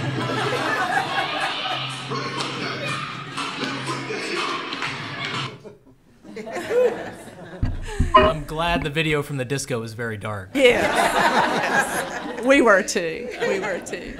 So thank you again for having us here today. Did you want to finish what you were saying? I'm sorry you were interrupted. I applaud the enthusiasm, but it also is clear that comes from the heart, but a systemic, data-driven, strategic approach to each one of these, and it sounds like each child is evident, and I just would commend what the Lieutenant Governor said, that we applaud your focus on the right things, but particularly that focus on kids and being strategic about it. Because it's not just about the enthusiasm, right? That's right, and dancing and those things. It's clear that you have that very strategic, focused approach, and I appreciate that. And that's too from like our lower grades, which I did finish in class right before the hurricane, so we're good. But Ms. Smith hasn't had a chance this year, but last year, if you'd walked in October, she could have told you who the Reds were. Oh, and who was great. on the radio. Yeah. I mean, it's something that we are talking about, what can we do, and she knows who those kids are and what we're doing to help them. Guided reading groups, guided math groups, differentiation. If I had to give you the weed view, I'm not very good. I mean, the 10,000 feet view, I'm more a weed girl. If I had to give you the overall, that didn't sound right. I'm sorry. I've never done that ever. Dr. Mason, you can vouch for that. I guess I gave you the, well, I just need to stop. I did want to say, I see Dr. Janet Mason here today, and I've known her for many years. I came originally from Rutherford County, as did Marcy Wilson, the principal of the other school. So I'm happy to see her here today. And Ms. Johnson, did you have anything you'd like to say? Good morning. I just wanted to say very quickly, again, it's a wonderful opportunity to say this so publicly. Union Elementary, I am so proud of you. When I started in this position as elementary ed director in late March in Brunswick County Schools, I quickly came to see Ms. Smith and the entire staff's attention to excellence. If there is such a level as above excellence, she's shooting for that, and then she's not satisfied, she's going above that. So, Ms. Smith, staff, you make me better as a director. My staff makes me I'm look really so proud good. of you. So, thank you for the opportunity. Ms. Smith, would you and your fine team come forward? We will, and we brought gifts. Well, we came bearing gifts because it's just what we do. We're just Southern that way. So these are for the board members, and so they're in a box. So we. Thank you. Mr. Keenan. My only question was, I want to know about the superintendent disco blues. You have the disco He had some good ones. We can testify. Staying in the dark. What happens at Union say stays at Union. I am not someone who is usually speechless, but when I turned that corner and saw all the students, I did not know what to say, and I think even someone here reacted with it, just kept going, and it really did. It was a great visit, and I will say that one of the highest compliments you can give a school is that when you leave that school, you'd say, I'd like for my own daughter to go there. But for the fact that I can't pronounce the city you're in, I would say. It's okay. Most people say Charlotte, so it's all good. As you're moving in for your picture, I want to pick just 2 points. Number one, Ms. Smith said that the dog there didn't read. If anybody can make that dog read, it's her. Secondly, Union Elementary School is among the 16 nominees for our Distinguished Title I School for this next year.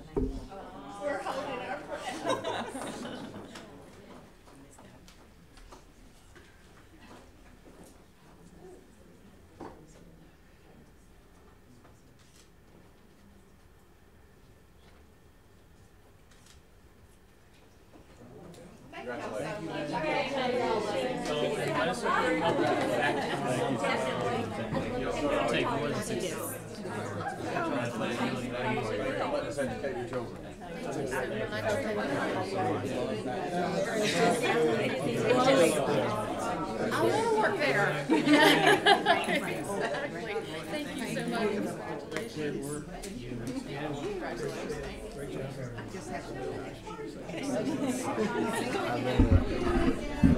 And dolphins. Congratulations on the property at Oak Island. So I made sure one day. I don't think I've ever seen Vicky, the pork rinds were a hit at the office. The pork rinds? Yeah. We call those pigskins. They were a hit. Those? Really? Well, I didn't eat a single one, but the office loved them. Thank you. All right, well, thank you, Union Elementary. I'll now turn to our superintendent for the superintendent's report.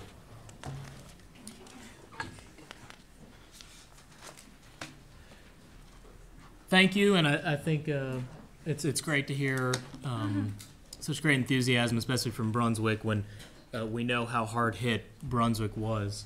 And so I'm going to keep the report really short this morning. First, I'm just going to leave this up here, and I'll leave it up for a minute. so that people can really understand the impact of how many counties were declared disasters.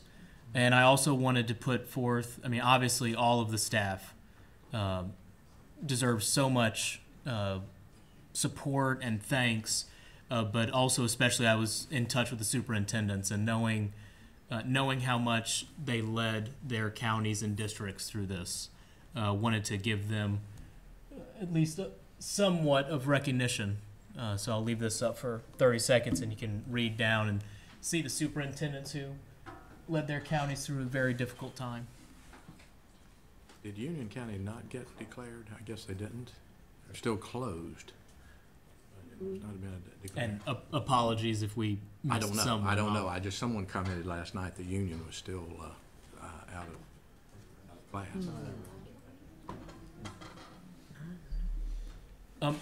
Also, need to really note all the hard work that went on here at DPI as well. Here we have too many names to list, but everything from IT infrastructure to getting the word out about how to implement emergency plans around transportation and facilities. There was a lot of work that went on that week before the storm hit, a lot of very important work to prepare then the storm hitting, working with the local districts. And then, of course, now we got presentations on the long road to recovery that's going to be required from this storm. And it was also, I'll put up another picture, and we heard from them yesterday. Here's a picture from the announcement at Fast NC, and it just shows you that there were a lot of people in the room that sometimes might not have been in the same room around the same cause, and it brought a lot of people together. So excited about working with the state board on that effort, and we are getting the word out about being able to donate, whether financially or in-kind contributions, to get those school supplies to students and teachers who, again, I have been down so far to Craven County and New Hanover and driven through the counties in between, and it is there's no lack of understating the fact that there are students and teachers who have lost everything. So it's been a great outpouring of support by North Carolina, supplies, clothing, but I think it's really, really great that Fast NC has gotten together to focus very much on the school supplies for students and teachers that they're going to need to help get life back to some kind of normalcy as quickly as possible.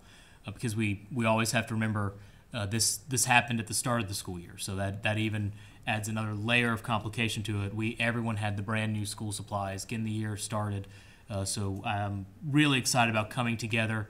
I've seen a lot of cooperation on a level that I have not seen in my time in Raleigh, at the executive level with the Council of State. At the two last Council of State meetings, we were first talking about what we were all doing at our agencies to prepare for the storm and warn people, and then this recent Council of State, what we're doing to help recover from the storm. And then you also saw it in the General Assembly on Tuesday to take that first step to recover from this storm. So it's been a great time when Mother Nature sometimes throws her worst at us. It's nice to see that we can respond by showing our best. So thank you. Okay, thank you, Superintendent. Remind me what that acronym is, if you don't mind. Yes, Fast NC. I know. And it's Florence Aid to Students and Teachers. With an asterisk by teachers, because it's supposed to be educators, but Mike Ward said that would, Fast NC sounds better. Well, thank you for that report. We'll now take a break until 11:10. We'll reconvene at 11:10.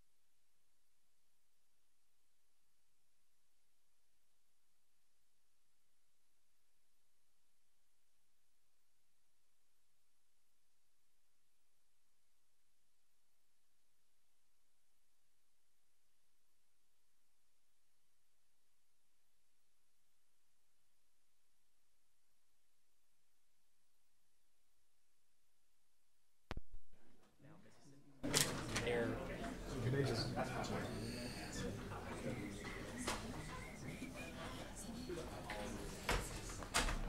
right.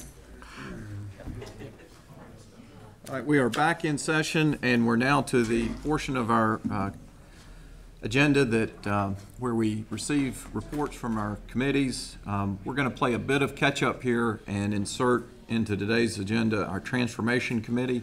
And the first item on the Transformation Committee is an update on our DPI transformation work. And with that, I'll turn to our Deputy Superintendent, Dr. Maria Petrie-Martin. Good morning to everyone, and thank you once again for giving me this opportunity to give you an update on how we are progressing with the implementation of recommendation number 6. And I use the phrase implementation, but as you all know, we are technically in the exploration stages of this work, and we are preparing to install heading into January of 2019. So just to bring us back to how we received this recommendation number 6, at the end of April and the 1st of May, the Ernst & Young group presented us with the EY report, which is a DPI organizational assessment. Within that assessment, we received 18 recommendations, and the decision has been made for us to move forward with recommendation 6 as our first big major initiative here at the Department of Public Instruction.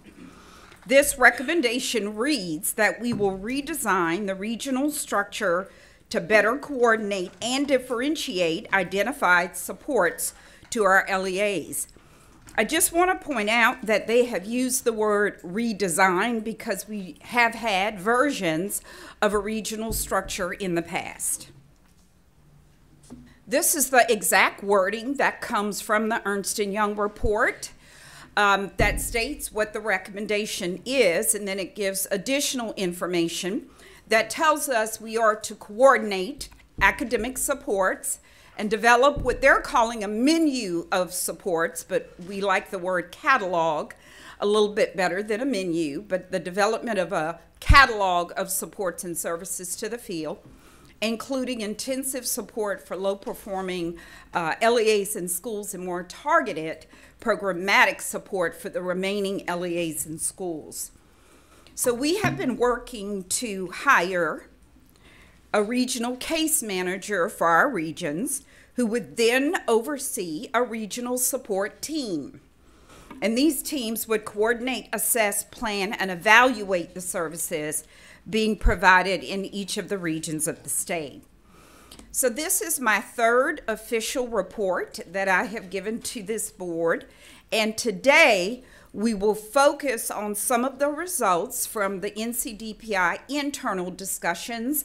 We have had 6 town hall meetings here in the department, and we want to share some of the feedback we've received, the status on the hiring process, and then possible examples of strategy and action.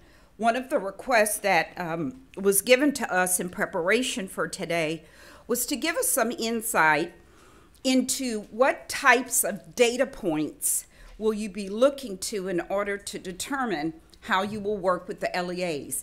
So we will start that discussion today, but we will continue into the planning retreat where we will actually dig into some of the data that we will be referring to today. So let's go ahead and get started. As I said before, we are following the 4 stages of good implementation based on implementation science. So right now we are in the exploration stage with the hopes of installing in January of 2019 and then moving into initial and then full implementation. We have been using John Cotter's 8 Steps to Leading Change for our change management work here in the building. We've also been working with the Southeast Comprehensive Center. Of course, we work with them through AIR, the American Institute of Research, and the U.S. Department of Ed. So they come in at least once a month and they facilitate us through a discussion of process regarding this regional structure. They joined us on September 20th, and they will be back on October 18th. So one of the things we have been doing is to seek feedback from critical stakeholder groups. Last month, I presented you with feedback that came from local superintendents as well as our RESA directors across the state. Our attempt was to get feedback from our chief academic officers from across the state. We had to postpone that due to the hurricane. We also would like to get feedback from our Title I directors and external partners. So we actually have a list of different groups that we will be seeking feedback. But we wanted to get feedback from the staff in this building. And so we proceeded to have 6 town hall meetings. They occurred on September 24th and 27th.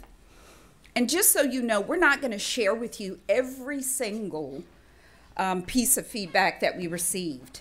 We actually had about 150 staff members who came through, and then we sent out an audio recording of the sessions with the PowerPoint. So we will get additional feedback through that method as well. But once we have all of this feedback, we will go ahead and organize it according to the CBAM model. I talked about that last month. It's a concern-based adoption model. So we can make sure we're addressing the concerns that people have in this building. So what I'm sharing today is very preliminary. But here are some things that we heard. Some of the positive things or the possibilities for this work, people were overall excited about doing something different. They thought it was a good concept, and they liked the implementation plan. They thought that this process would involve more folks who were located in Raleigh and not just the folks who were out in the regions. And also the regionally based consultants, they were excited because they thought it could provide better customer service, quicker response times, and improved efficiency. And then they also wanted us to consider how we could use case management as a tool in other areas here in the department. As far as opportunities to explore, they want us to think very deeply about the support structures for charter schools. Much of our process time is spent thinking about our school districts. Now we need to spend quite a bit more time thinking about how does the regional support structure fit the needs of the charter schools. We need to once again, and we heard this from our local superintendents and our RESAs, we need to include support services on the regional teams. Folks who represent school nurses, social workers, psychologists, they need to be included as well. We also heard that we need to include licensure, which we had heard that from the local superintendents and from the RESA directors as well. They want us to consider the language that we're using to make sure that it's positive. They also want to ensure two-way communication. So if I'm sitting in this building, I'm not on a regional team, how do I know what is going on in the regions? And if I'm doing something in the regions, even though I sit in this building, how do I communicate that to the folks who are on the regional teams? Also consider how the school district data and progress will be shared with folks across the building. And you can tell from these comments, our staff, they're really excited about everyone knowing what is going on in our schools and in our districts, which is exciting. And then the final comment I have here is we need to consider how this work connects with our current multi-tiered system of support efforts. We talked, I think in the first presentation, about a tiered approach to looking at our school districts. And so how do we use more of MTSS thinking as we think about that tiered approach in working with the school districts? We also promised we would have more town hall meetings. Once we finalized what this will look like, we will go back to the staff here in the department and give them that final product. But right now, we're getting their feedback to make it a better product. Okay. As we stated, we want to share a little bit each month about the hiring process, any vacancies. As we know, we want to ensure that we're fully staffed. when we install this in January of 2019. So on this chart, you will see where some of the vacancies still exist. Individual directors and section chiefs we are working with to ensure that these positions are filled by November, because remember, we need to start training in December to be able to install in January. So we have a lot of work to do, but of course, I hope you can see the urgency. We continue to look at vacancies on the Guiding Coalition. You will see here that our K-3 literacy director position, that hopefully will be filled very soon. We do have a couple of positions here that have yet to be posted. And as of yesterday, Dr. Hall announced that Christy Lynch Ebert has been named the director for K-12 standards, curriculum, and instruction. So again, we have a lot of work to do in this area as well. And then the regional case managers, we have to hire those as well. This is very critical to our work. We have adjusted this timeline from when you saw it last month because we kept the job posting up an additional week. So we did start vetting those applications around September 28th, and we will start the selection process next week and still hopefully be able to make the October 24th date of making those job offers. As you can tell, we've included the training dates on here.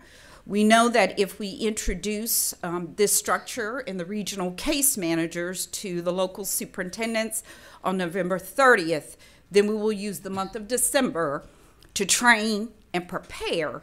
So again, we can install in January. Last month, we were asked questions about the funding sources for the regional case managers. And I do want to pause here because you will see the number 7 as opposed to 8. And we know that we have 8 regions in the state, and we're going to work very, very hard to secure funding for the 8th regional case manager. But at this point, we know with certainty we have the funding for 7. And our plan is to take a look at the Northwest region and the West region, have regional support teams for both of those regions, but we would have a regional case manager who would be overseeing both of those teams until an additional regional case manager is hired. So I wanted to make sure I shared that is our current thinking. And in a minute, we'll look at where our low-performing schools and districts are positioned, and you will see why we have been leaning toward that recommendation. But you will see here. Have you told them that? Not as of yet. We're working through this. As a matter of fact. That's about 30 of our LEAs. Yes, sir. And that's about 25% of our LEAs. Yes, sir. Going into one management structure, I would just argue that that's a lot, and it's a heck of a lot of geography. Yes. If you go out to Murphy, and then you try to get up to Ashe County, you have to go around your elbow to get there, and it's a long way. So I hope you'll continue to try to get that to 8. Yes, and absolutely. As a matter of fact, I think as we continue to talk about budget requests, this will tie into that request because we've started to have those conversations internally. I always like to bring you where we are, even though we may not be fully where we need to be. I always want you to know where we are. Okay? And this is the list that actually you've seen before. This is a summary of the 2017-18 low-performing schools, charters, and school districts. And it's important for us to always keep this list in front of us so that we know exactly as we're organizing our regional teams and looking at additional supports. We certainly know where the needs are. Now, when we have our planning retreat, as we talked about at the end of October, we will bring some of this data back and have quite a bit more discussion about what this is going to look like moving forward. Okay. You've seen this before. We talked about this for the last couple of months, this tiered approach when we're looking at our school districts. Tier 1 being more of everything that is accessible to school districts from the department. But once we start to drill down and look at data, trying to hone in on how much time and intensity would a district need if they move into a Tier 2 or a Tier 3 situation where more case management is going to be needed. So as I talk about the data points that we'll be using, then next month we will give you some of that sample data and take you through a similar exercise of what a regional team might go through in trying to determine what LEAs need more support. So let's talk about what some of the data could be. And notice how I phrased that, could be, because there's a lot of data that we could certainly take a look at. And we're really utilizing the same process we've used before in other regional structures, in that you have to really assess first before you begin to create and then monitor something, because you have to know what the needs are. So one of the things we know we have to do when all of the regional support teams come together is we'll have to do some type of a deep data analysis for every single school district in that region. And also keep in mind that we're going to need many of our data friends here at DPI to help us keep this data organized. And also this links to EY recommendation number 1, which says that a central data repository would assist us in being able to do this work. So even though we're focused on number 6, there are all these other recommendations that have been made that actually connect all together. Some action steps. We know that once we review all of this data, we need to meet with our folks in the districts. This is where our RESA directors have asked to be a part of the data reviews so they know what the data is saying about the schools and districts in their region of the state. So this is an important step, that initial meeting with the districts. And in the district teams, as well as the regional support teams, will continue to meet to really hone in on this is what the data is saying, and this is what we have here at the department as a service to tackle those data points where there is an area of concern. So what could some of those be? So obviously there's going to be a data review that is very heavily quantitative, right? So discipline data, attendance data, our state testing data would all be a part of some of that preliminary review. One of the things that our team here at the department has talked about is making sure we understand the number of schools in each of our LEAs and the average daily membership per school in a region. Because you could have a school district with 2,500 children, but 900 of the 2,500 are in one school. So that is more of a school intervention maybe than a whole district intervention. So those are the kinds of things that you have to think through.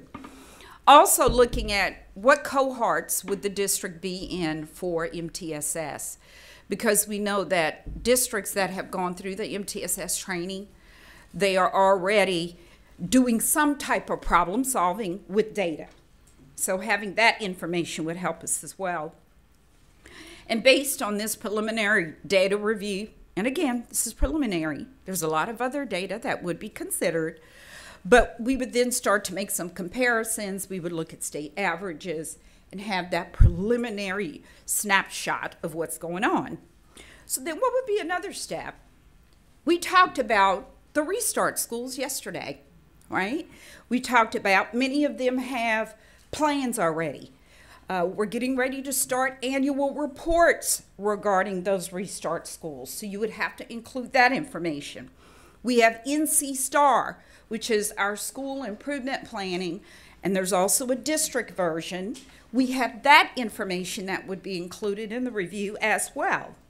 We also know many of our schools and districts have comprehensive needs assessments that have been completed, so certainly that would be included as well. And then many of them have taken their CNA, their comprehensive needs assessment, and done an unpacking process, and then implemented strategies based on the unpacking. So all of this data would have to be collected to truly tell us what has happened in the school or district. And again, this is a preliminary list. And then, of course, yesterday, you heard Dr. Wells talk about the fact that moving forward, there will be changes, right, in the way our federal monies might be shared or distributed. We know that there's changes in terminology. No longer do we have priority schools. Now we have CSI schools. We have targeted support and improvement schools. Again, we would have to look at what guidance have the schools and the districts taken on based on those state and federal supports that we currently have, okay? So there's a lot of things that regional support team would get together and they would review and start to think about what is going on and where can we provide that service. But this is what you would take into that meeting with the school district. This information plus a lot of other information. So based on a data review, based on document reviews, based on how they are using their state and federal supports, then we would begin to talk about, you know, does a district need more of a tier 2 or a tier 3 level of support? So for our planning retreat that is coming up shortly, we would like to provide you all with a sample LEA with a breakdown of data. It would be mock data that would fit many of the categories that we have just talked about.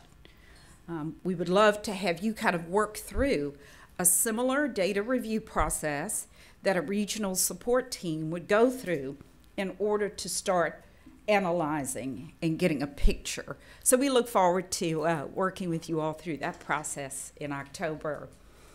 Also, keep in mind that, and I think I shared this yesterday, we're going to bring back to you the logic model that described services and supports for low-performance schools in districts. So all of that is going to come to you in one package as we head into the retreat in October.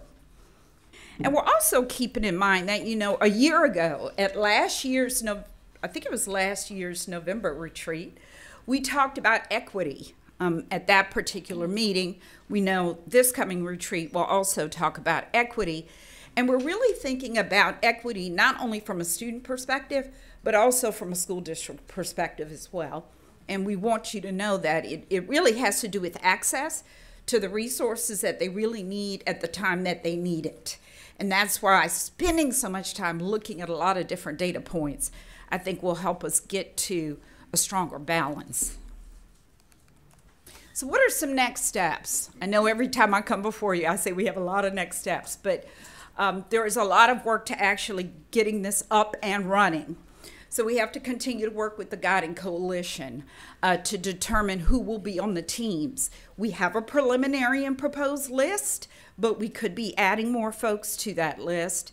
Continue the hiring process for the regional case managers specifically, but we have to fill the vacancies for the other positions. We want to work with the guiding coalition to develop that catalog of services, continue to get feedback from our stakeholders, and we have to go ahead and start planning professional development for case managers as well as the regional support team members. And then we have to put together what we're calling an implementation manual that basically will outline from beginning to end what are the strategies and approaches and protocols we will use as we implement the structure. Communication is going to be vitally important for this to work across the agency. And then we have to finalize our communication strategy once we start to unveil what the final product is going to be. We don't have a lot of time, though. I look at the calendar every day, so we have a lot of work to do. I always close with this slide because I think it is one of the most important things that was in the EY report, and that would be the outcomes. What are we trying to do here, and why is this so important to us? And as we continue to think about process and how we're moving forward, this is about increased coordination across the academic areas, more efficient deployment of resources, and not being duplicative, because sometimes we are. Clear articulation of what our priorities are, which is why the services being in a catalog format would help. Increased use of data to drive good decision making, and then improved field perception. I think I've said it numerous times at this podium that we really want for our DPI brand to certainly be improved during this process. And I will open it up for any questions. Thank you, Dr. Petrie Martin. Superintendent, do you have any comments to add to this report? No, thank you. This is obviously our top priority of implementing a new transformation for the department, followed by the licensing division. I got a question. Questions from my colleagues? Dr. Oxendine. Thank you, Mr. Davis, Chairman Davis. And thank you, Dr. Petrie Martin. You invest a lot of time and thought into this regional concept. And I'm just wondering if, as a matter of fact, Eric Snyder and I began this little conversation during break about all the regional centers that we have, or groups of people, consultants and others providing services in the region. I wonder if it would be worthwhile to give some consideration to a regional infrastructure that pulls together all the different groups of regional services we have in North Carolina, and come up with some kind of cogent, coherent, well-aligned regional infrastructure that would, I think, would be easier for the districts to wrap their heads around, would be easier to communicate the role and purpose and mission of this infrastructure, and would eliminate the word you used just a minute ago, the redundancy of services. And I'm assuming you mean including other regionally based staff. Yes. Like DHHS, for example, and yeah. Right. Accountability, I think we have I know we have RALCs, they may go away, and that's for the licensure, alternative licensure. That may go away as a result of other policies that we've passed. But we also have accountability, don't we have accountability? And they're on here, yes. It's just like... So this is actually bringing them all together. All of the regional folks, for the most part, would be together. So, for example, we call them RACs, your Regional Accountability Coordinators. They would be on this. We have our K-3 literacy consultants. They are regionally based. They would be on this. Mm-hmm. We have our career and technical education consultants. They are regionally based. So it is an infrastructure. So it is. That's exactly what this is, to bring them all together regionally to then work on the schools and districts in their region. And it's somewhat similar to what we had before, but we are expecting there to be more coordination at this level for the work that is going on regionally. But that is what it is. But I know that one of the recommendations I've heard from folks in the building would be there are other services, Department of Health and Human Services, this is the number one that comes to mind. As we think about the need for support services, because we currently don't have consultants that are regionally based that focus on social work, for example. If we did, they would be included on this structure. So then we might partner with DHHS in that region to get them on board with our regional structure. So yes, that's definitely something we've given thought to. And what about the RESAs? Do you see the RESAs as being independent groups, not really rolled into the infrastructure? They want to be, based on the feedback that I've received. They definitely want to be included, for example, the data review. They want to be a part of that process because they think it's critically important for them to know what the data is saying. They also want to be with us in coordinating professional learning. Some of the feedback we received is that in the past, we did not always coordinate logistics and calendars, so LEAs had to pick. Were they going to a RESA event or a DPI event? So those are the kind of things they've already said up front. Let's work as a team and work through all those issues, and let's appear that we're together and on the same page. So. Mr. McDivitt. I think that I think that answer reflects the attitude of the Reese's. They're organized differently, and some are 501c3s and some are organized different ways. But I think all want to be a part of this process. Three things happened essentially at the same time, or during the same time period. We had the report of the Ernst & Young report, and you referenced that. We had cuts as part of the budget process across the street, and then we had the rollout of this regional approach. And to be candid, I'm real positive about this. I think it's well thought out. I think it has some can work very well. I'm particularly confident in your abilities and your approach and your enthusiasm and the rollout. I would say though too that I'll return back over this. I'm looking at this timetable. You're going to be making offers, I think, during the next month. You hope. That's our hope. And so I'll just continue to make the case. I'm delighted that the superintendent said that this is the highest priority. I wrote down high priority, but I just crossed it out and put highest. And but if it is the premier hallmark service delivery of the department, and you know, my quick look here is that you have a lot of flexibility now, a lot more. General Assembly gave some more flexibility. You have more flexibility with federal dollars.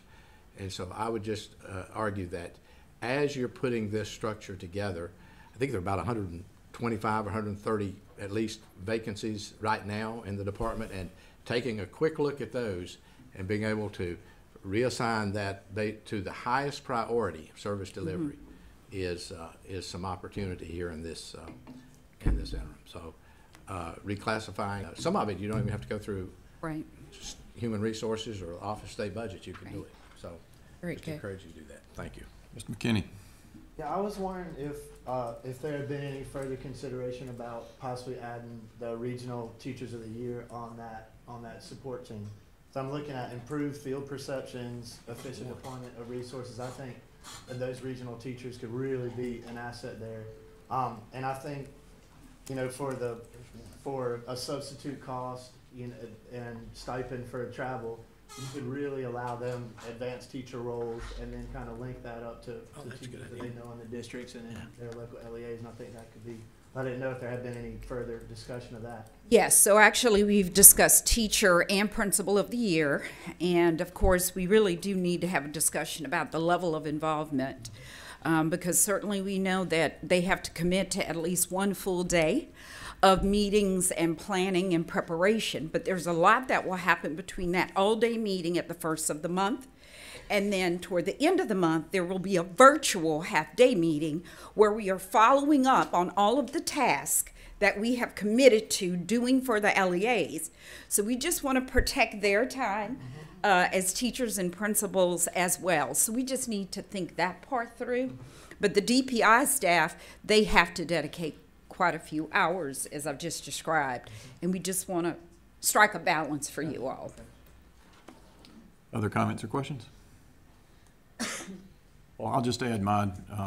I'm on the same page with Dr. Oxendine on this, and I am delighted, Superintendent Johnson, that this is our highest priority. I am concerned about the hiring pressures, and I know we're focused on that and looking forward to delivering, but it seems to me that you know, a big part of our effort here is to get all of DPI working together in this, and so from a real human level, to me that's going to require really close interaction and partnership across the strategy officer, chief of staff, and each of the 4 deputy responsibilities: operations, innovation, district support, and early childhood. And so, Superintendent, I wonder if you could comment on your thoughts about how to achieve that degree of partnership and unified teamwork in this effort. Yes, that's exactly right, and I'll refer back to 2 months ago when I unveiled the new org chart, and that's exactly why I set the org chart up this way. And what Mr. McDevitt said was totally agreeable with me. Is it's not just about the piece of paper and the chart and the organization. It's about people coming together and working together. And I think probably the best people to answer that question are the deputy superintendents and chief strategy officer and chief of staff. We have been driving this work now for 2 months, and I think things are going very well. We work with each other every day, and issues bubble up, and we jump on them, we address them, and we also are planning to the future and meeting the milestones we need to meet. Wonderful. Are there any like routine meetings or interactions that cause the leaders to come together and focus on these opportunities? Once a month, the directors get together, and so we just all sat down together for that. I believe it was it last week? Last Tuesday, I believe. They're all blending in. So we all got together at that point, and then leadership level meetings. Basically, we grab each other when we need to. It's not like it's a formal structure where we're going to pick a one time a week to all get together, but when something comes up, we're in the office and we just grab each other and talk it out. Okay, wonderful.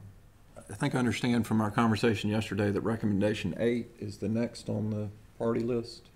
Yes. Dealing with talent and licensure and so forth. That's wonderful. We certainly need that.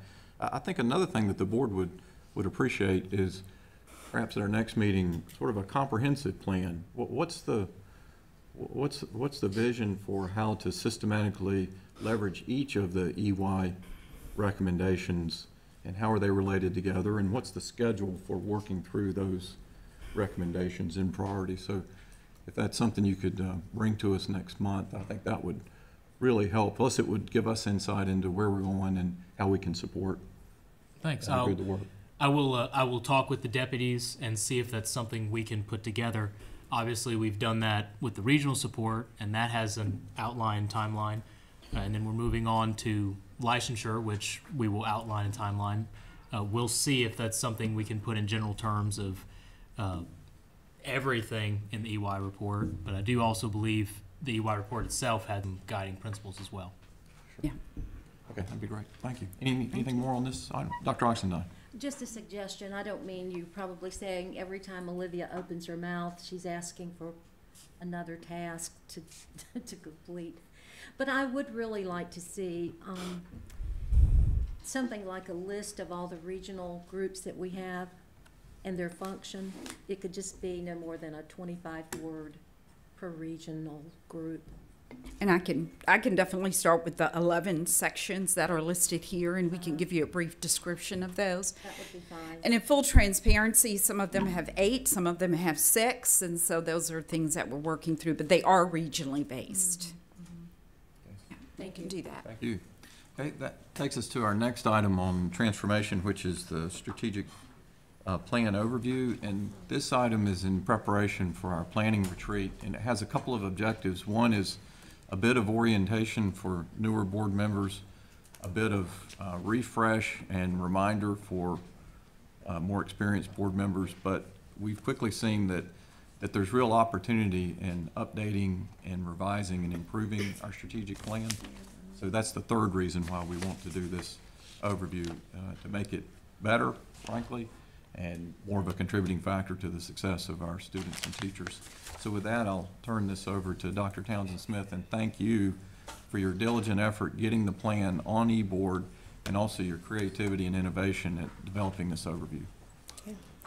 Well, good morning to Chair Davis, Vice Chair Duncan, Superintendent Johnson, and respective board members.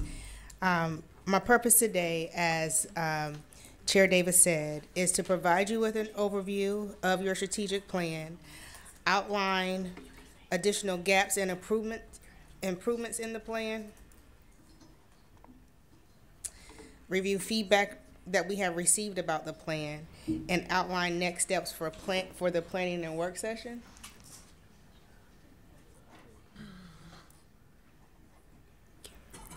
As I stood before you last month, I detailed for you that the current plan was approved in June of 2018. And it was approved for a period of 2014 through 2020. I'm not going to go in detail within the strategic plan today because I just don't think we have time, but we're going to dig into this once we get to the planning and work session next month. But if you go to the eBoard site, you now have the ability to see the strategic plan, all of its goals, and its objectives all on the eBoard site. What I'm excited about that we're moving to next is also making sure that the policies that the board has adopted, that all of those policies also go on eBoard, and what you're going to start seeing are connections between the policy work that you're doing and your strategic plan. So I'm very excited about that piece, that everything is just going to be living in one place. The other thing I want to draw your attention to while we're on this page is the scorecard that is now on eBoard. Since we have moved your strategic plan to the eBoard site, what you will see here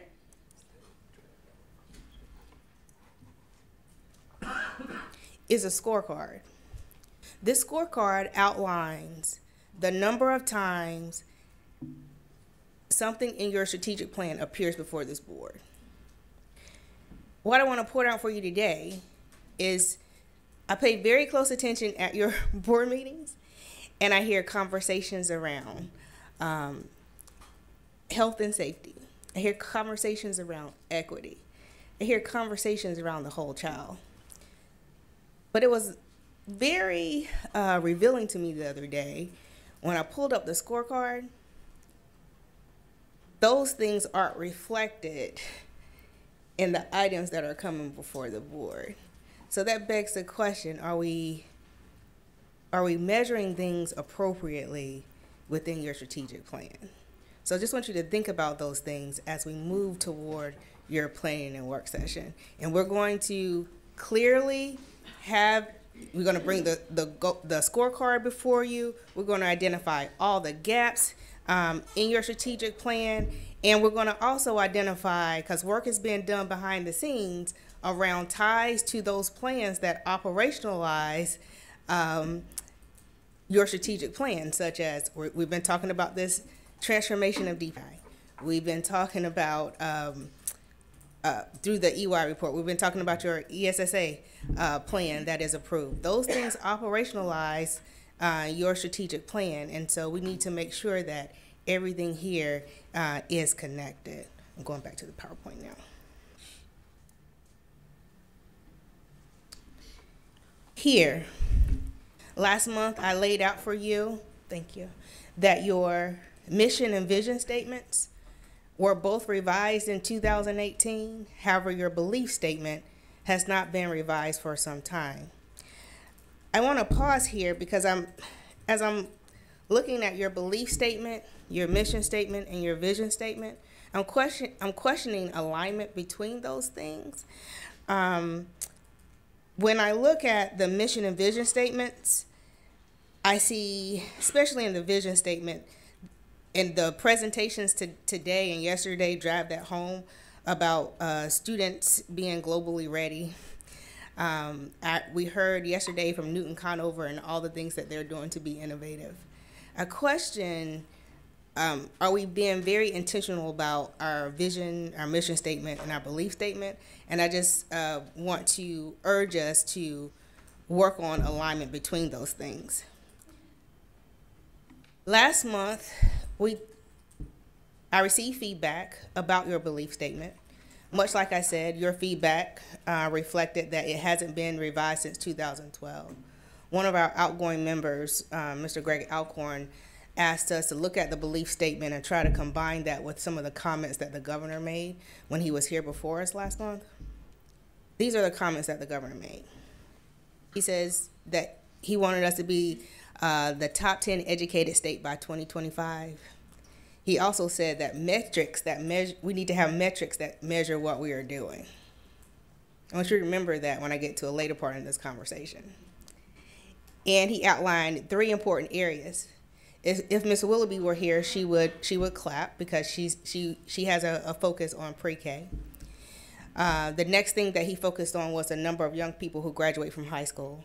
And the last thing that he talked to us about was the people who have post-high school attainment so that they can have good paying jobs for their families. Your current strategic plan has 6 goals with a variety of supporting priorities. Now, goal 1, I want you to look at that. I mentioned this to you last month. Goal 1 states, every student in the North Carolina public school system graduates from high school prepared for work, further education, and citizenship. When you look at the objectives to support that goal, there is not an objective in there that supports that measures anything around citizenship. Remember what the governor said to us earlier last month. Could I just point out that does say and citizenship? Well, not just and citizenship. I think it's high school prepared for work and further education and citizenship. We don't, no longer do you walk across there and get the diploma and say, I'm ready for life. Right. It's ready for all the above. And further education. Agreed.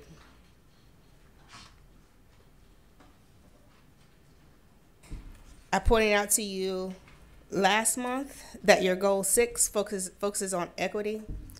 I want you to remember this part when we get to a later part in this conversation, because in my opinion, you'll make the decision, but in my opinion, equity should be one of your guiding principles, and it should be embedded into all of your goals. So that's my opinion, but you will make that decision.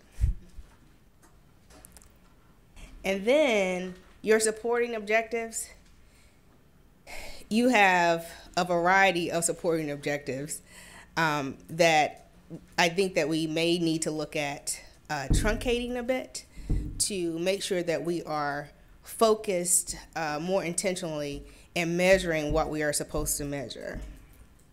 I think that what we measure should ultimately influence our policy decision, and we're going to need full agency buy-in with this piece. We're going to need the buy-in of your advisory boards, advisory committees. So there will be a lot of work done behind the scenes with getting their feedback into this plan.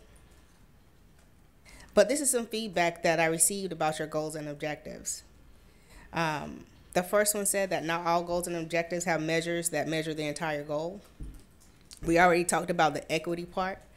I've already outlined that equity should be a guiding principle, but these were some of your comments as well. Someone made the comment that we may be measuring too much. So we just need to think about those things. I charged you last month with a homework assignment of looking at some strategic plans in other states. One that sticks out to me is the Ohio plan that has some that has some excellent guiding principles and some goals and objectives that they measure intentionally.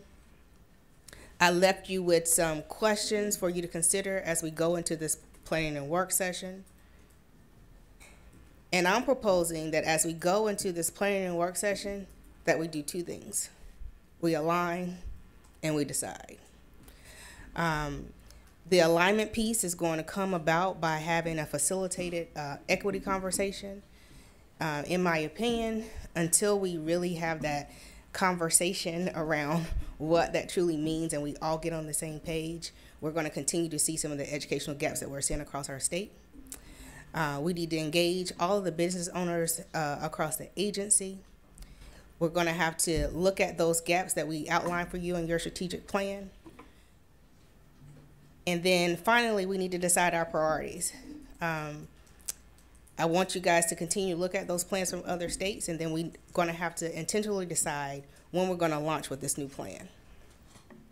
So, from my view, I think that your strategic plan, because these are the things that you talk about all the time, should focus on the whole child. We get there by focusing on health and safety, and at the heart of the issue is equity. So those are your guiding principles that I am proposing for you today. We will work more on that as we come together next month. But that is my proposal before you today. Your schedule for the planning and work session is as follows. On day 1, we're going to come together on October 30th on the campus of North Carolina Central University. That full day, you're going to have a welcome by the chancellor at NCCU, and the remainder of the day, we're going to have a laser focus on equity. Day 2, some of this is you're going to spend some time with the business owners in the agency, where you're going to do the activity that Dr. Petrie Martin mentioned earlier around district and regional support. We're going to have that conversation that we need to have around accountability and determine any next steps there. You're going to talk about how the priorities that you set, they're going to drive your legislative and your budget components. And then we're going to conclude this with a draft plan of the strategic plan. And then on day 3, we're back here having our board meeting on November 1. Are there any questions, concerns, comments? Any comments, questions? I have Dr. one. Dye. I do. Good work, Deanna. Very good work, good thinking. I do have a thought, though, about the frame that deals with the guiding principles. Do we have anything there that speaks to achievement? In my opinion, I think that the equity piece gets at the heart of achievement, and I think that we can develop our goals to encompass that piece. But if you feel that we need to have a guiding principle around that piece, this is just a proposal. We can adjust that. If it's embedded, it ought to be clear, and I think that's what. Is there a reason that the fonts under safety are larger than the fonts under equity, or is that just a? It just happened. Okay. And one other thing that, and I know this would be time consuming. But I love a challenge, so come on. Worthy. No, I'm not going to give you another. I'm not going to give out homework. I haven't done my homework. I haven't looked at those other sites. I will look at Ohio.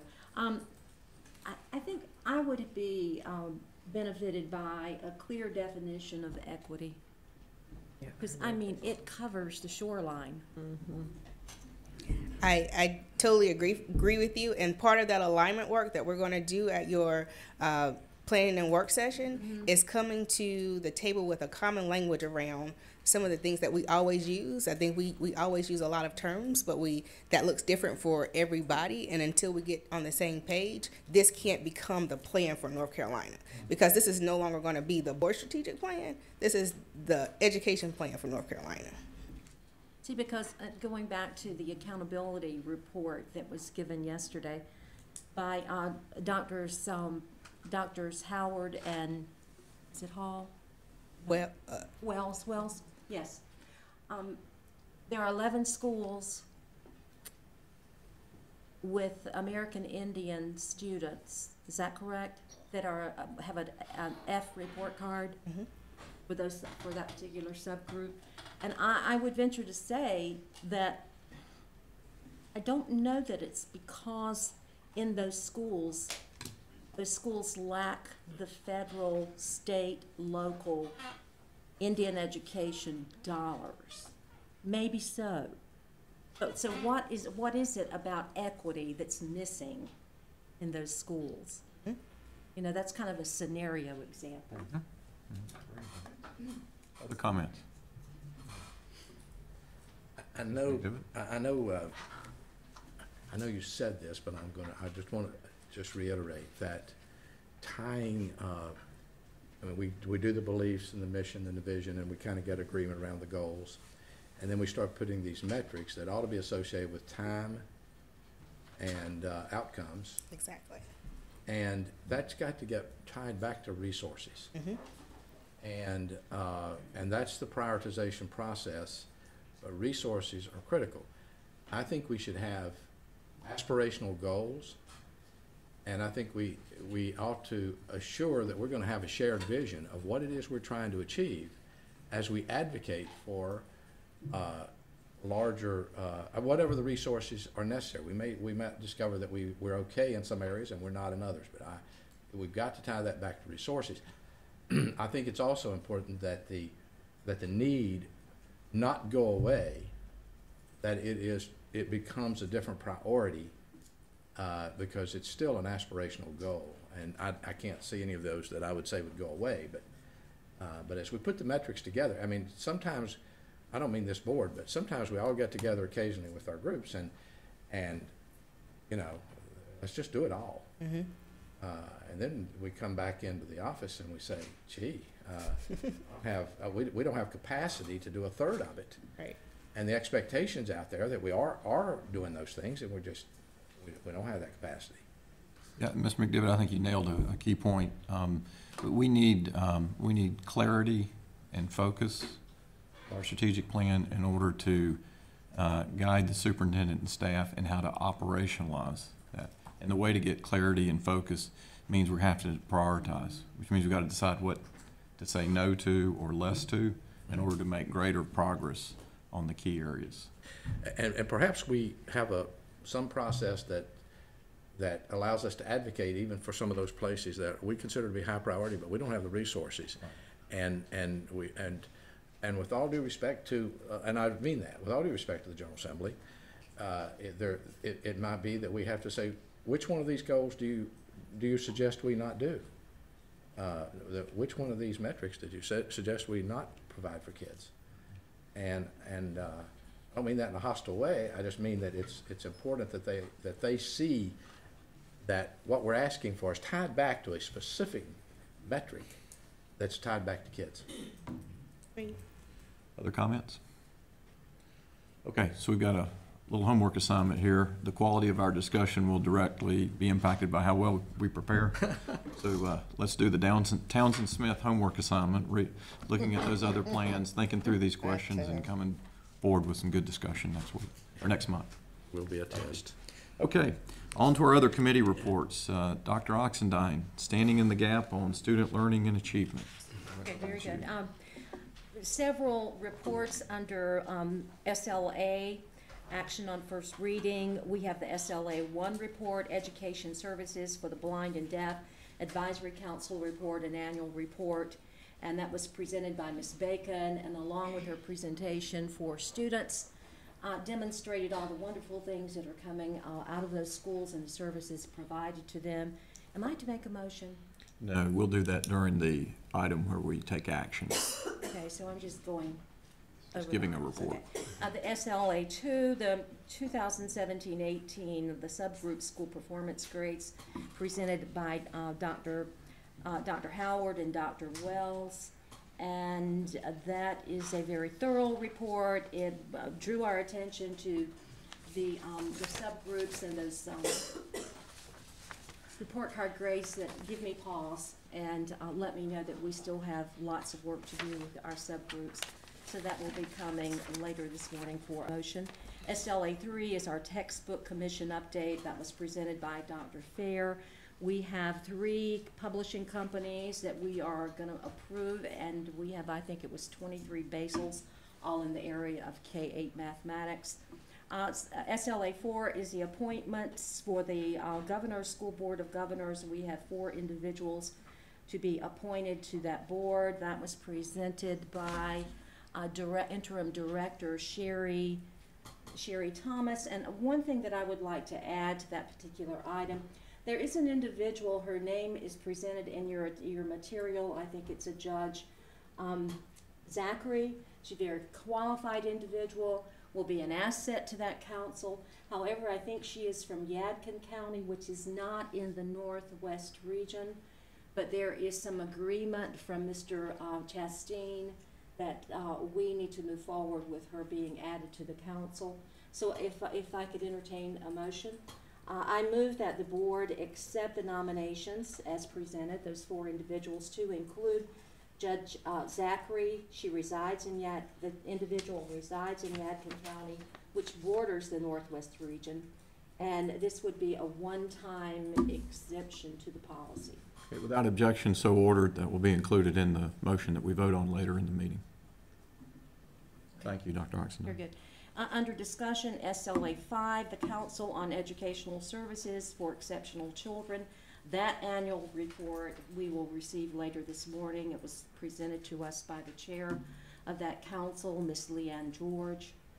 She discussed with us, I think, 7 recommendations. One of those recommendations pertains to the licensing of EC teachers that we will take up at some time, I'm sure, or we will refer it perhaps to Pepsi to consider in the future. SLA 6, the kindergarten entry assessment, setting not the developmental ranges, but what we will do as a board is approve the role of that data interpretation panel.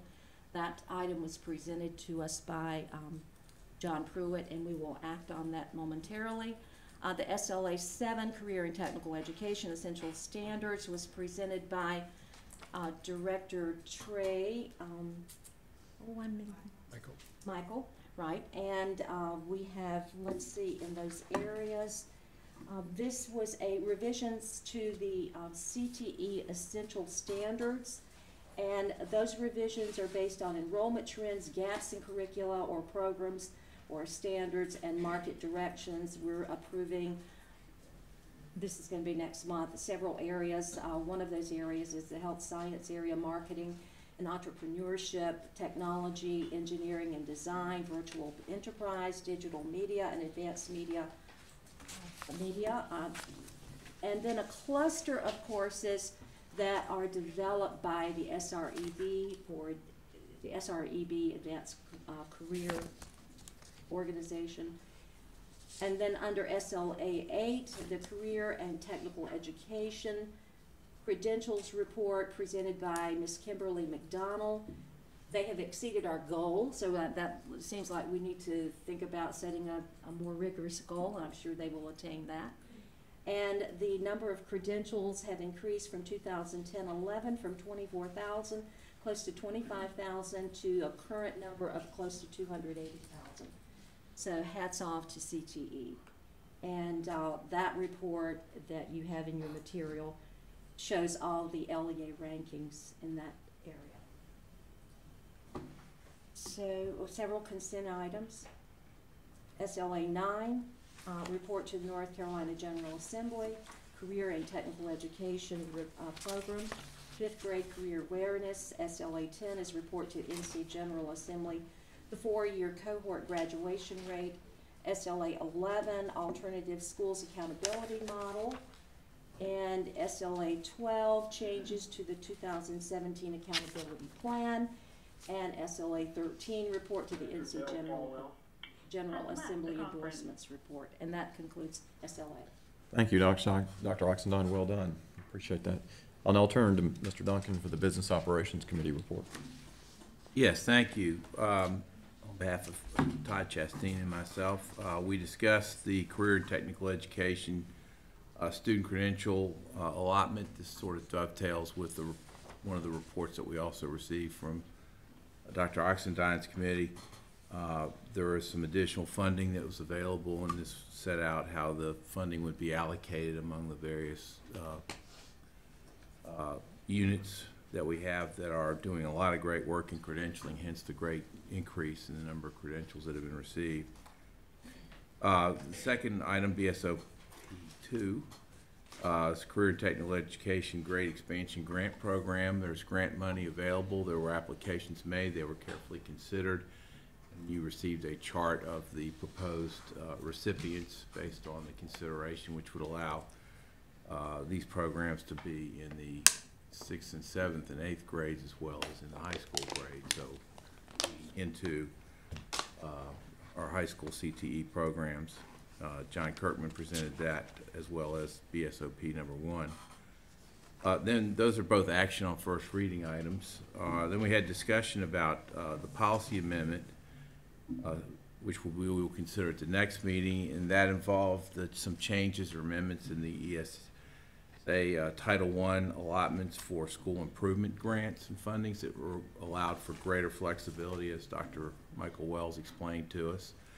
And staff has a proposal for providing those funds in a different formula than in the past. It gives a little more flexibility and provides a little more directed approach, considering the needs in North Carolina for 3% of those funds, and that's something we'll have opportunity to consider further. BSOP 4 we also had discussion on, which was the biennial expansion budget request.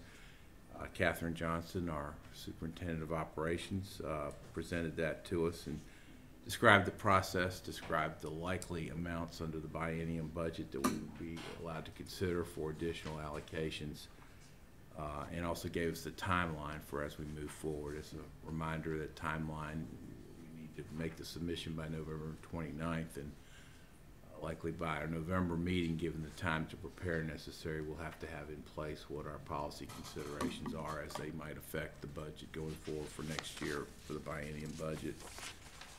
Under new business, we had a report again by Catherine Johnston on our procurement overview for DPI, in which she reviewed what the procurement procedures are that are in place, made some recommendations to us for us to consider as a matter of policy as we move forward, which we thank her for, and set in place some things for us to take a look at as we go forward with respect to the procurement policy, and gave us the background where we are and some things we should be thinking about. We had the update on contracts for both executed contracts report and the planned contracts report. And in terms of the consent agenda, things we did not discuss at the committee meeting, we have 4 items. BSOP 5, which is the 2019-20 school calendar waivers, and of course that changes dramatically as recently as this week. BSOP 6, which is the JLEOC report, which has to do with the State Board of Education waivers of state laws or waivers of education agencies, and that of course is not relating to the storm waivers. That has to do with the other waivers that are in place. BSOP 7 is JLEOC report on voluntary shared leave by LEA fiscal year 2017-18, and the last item is BSOP 8, which is a report to the Governor and General Assembly required to report on ensuring the security of student records. That would conclude our report, Mr. Chair. Thank you, Mr. Duncan. I now call on Dr. Oxendine again as chair of the Educator Standards and Practice Committee for that report. Okay, thank you, Chairman Davis. Yesterday we had a discussion item pertaining, to the annual report from Pepsi that was presented by Kimberly Evans. A very thorough report that outlines the work of Pepsi since its inception about a year ago, and the hard work that is done by in-house staff to prepare for the work of Pepsi to make sure that they are living up and fulfilling the tenets of that legislation. So that report will be approved next month. The new business item pertains to, this item was presented by Dr. Seiberg, and that deals with a recommendation coming from Pepsi.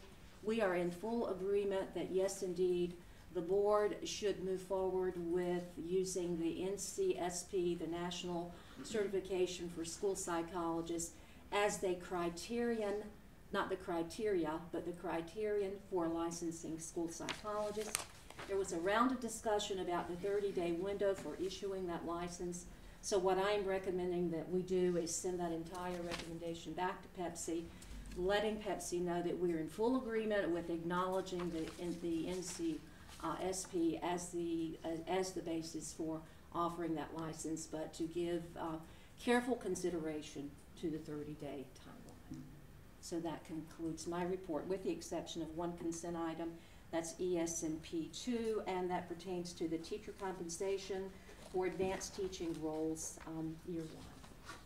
Thank you, Dr. Oxendine. And just to add to the psychologist licensure, the superintendent mentioned that would also be included in recommendation 8 work coming from the EY report. So, excellent. And now I'll turn to Ms. White, Chair of the Education, Innovation, and Charter Schools Committee for that report. Good afternoon, everyone. I'm Amy White, and I serve as the Chair of the Education, Innovation, and Charter Schools Committee, and just want to recognize Mr. Wayne McDevitt for his role in leadership on this very important work. And we have one action on first read and then 4 discussion items. Let me start off by saying that Mr. Dave Machado gave an excellent report yesterday to the board and all of our listeners that our charter department is the recipient of a 2018 Expanding Opportunity Through Quality Charter Schools Program grant. There were 15 eligible applications, and our state was a recipient this year. So we cheer him and the work of his department and all of the leaders that took place in preparing an excellent request, and are excited about those dollars. I think it's $26 million, Mr. Machado. Is that correct? He's not in the room, but hey, it was a lot of money, and we are very excited about it. Wonderful. Congratulations on that. We look forward to the implementation of those funds. So our action on first read was EICS 1. It is a request from Bonnie Cone Classical Academy to move its proposed location and projected enrollment. As you know, when changes are made with an initial charter, it does have to come to our board for approval. And so the school found and has an offer to purchase on land about 7 miles from the original campus, which was right near UNCC, but found an appropriate property in the Huntersville area.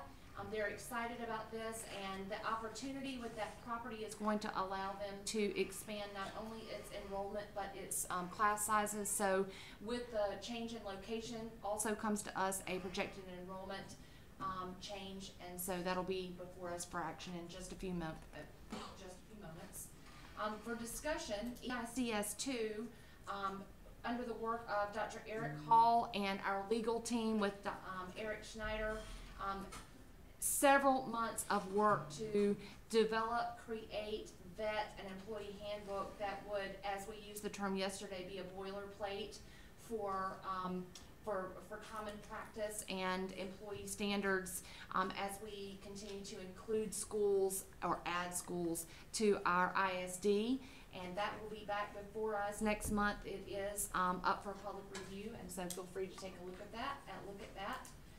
EICS 3, it was the Innovative School District update and the process and selection on qualifying schools for the 2019-2020 school year. We were very excited to recognize Ms. Letisa Adams as the new Innovative School District Superintendent. We're excited about her leadership and the experience that she brings to the table. There were 14 schools that were originally identified. They have whittled and narrowed that list to 6. Of those 6, data was presented to the board dealing with school performance and accountability data. That group will continue to communicate with area boards of education, local superintendents, and principal leaders, and we'll be back with a final decision on October the 15th for the schools that are being recommended for inclusion in the Innovative School District beginning next year. EICS 4 was again a conversation about Bonnie Cone Classical Academy's request to partner with a charter management organization. Upon review, they have decided that Team CFA is an organization that they would like to partner with moving forward. That will be back before us for action next month. And finally, EICS 5, Dr. James Ellerby made a presentation for the restart applications for several schools in Guilford County Public Schools, and those schools will again be before us next month for approval. Mr. Chair, that concludes our report. Thank you, Ms. White. Board members, we now come to our consent agenda, and I note to the audience that the consent agenda is primarily items that have come to the board for discussion in a prior month and are typically not complex or contentious items. Also note that board members have seen these consent agenda materials for at least a week for review. If there is no request to remove an item from the consent agenda, I ask for a motion to approve SLA 9 through 13, BizOp 5 through 8, EICS 6 through 11, and ESNP 2 on the consent agenda. Is there such a motion? So moved. Motion by Dr. Oxendine, second by Mr. Keenan. Dr. Townsend Smith, will you call the roll? Give me 1 second.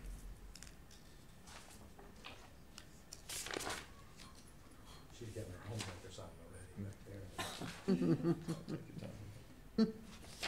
She's making sure we weren't, I remember Mr. Buxton recused from SLA 6, and so I was just making sure. Yeah, could Dr. Townsend Smith, just for the record. Mr. Buxton recused from SLA 6, and so I was making sure we weren't voting on that. We weren't voting on that. Yeah. Yes, that's coming in the next motion. All right, so Chair Davis, Yes.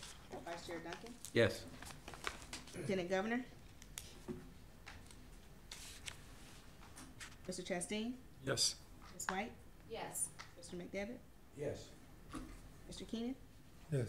Ms. Kemet, Yes. Dr. Oxendine, Yes. Mr. Buxton. Yes. Thank you, board members. We're now to our item dealing with votes on items requiring action from your committee reports. A thorough discussion and report was provided on each item. And I ask for a motion to approve the September 5, 6, and 24, 2018 meeting minutes, along with SLA 1 through 4, BizOp 1 through 2, and EICS 1 action on first reading items. And I note that Mr. Buxton has recused himself from discussion and voting on, is it SLA 6? Okay. That's not a voting item on this one, so that's not necessary to be included in the record. So at this point, I ask for a motion to approve the items in this action item. Mr. Chair, I move approval. Motion by Ms. White. Second by Mr. McDevitt. Dr. Townsend Smith. Chair Davis, Yes. Vice Chair Duncan, Yes. Mr. Chastain, Yes. Ms. White, Yes. Mr. McDevitt, Yes. Mr. Keenan, Yes. Ms. Kemet, Yes. Dr. Oxendine, Yes. Mr. Buxton. Yes.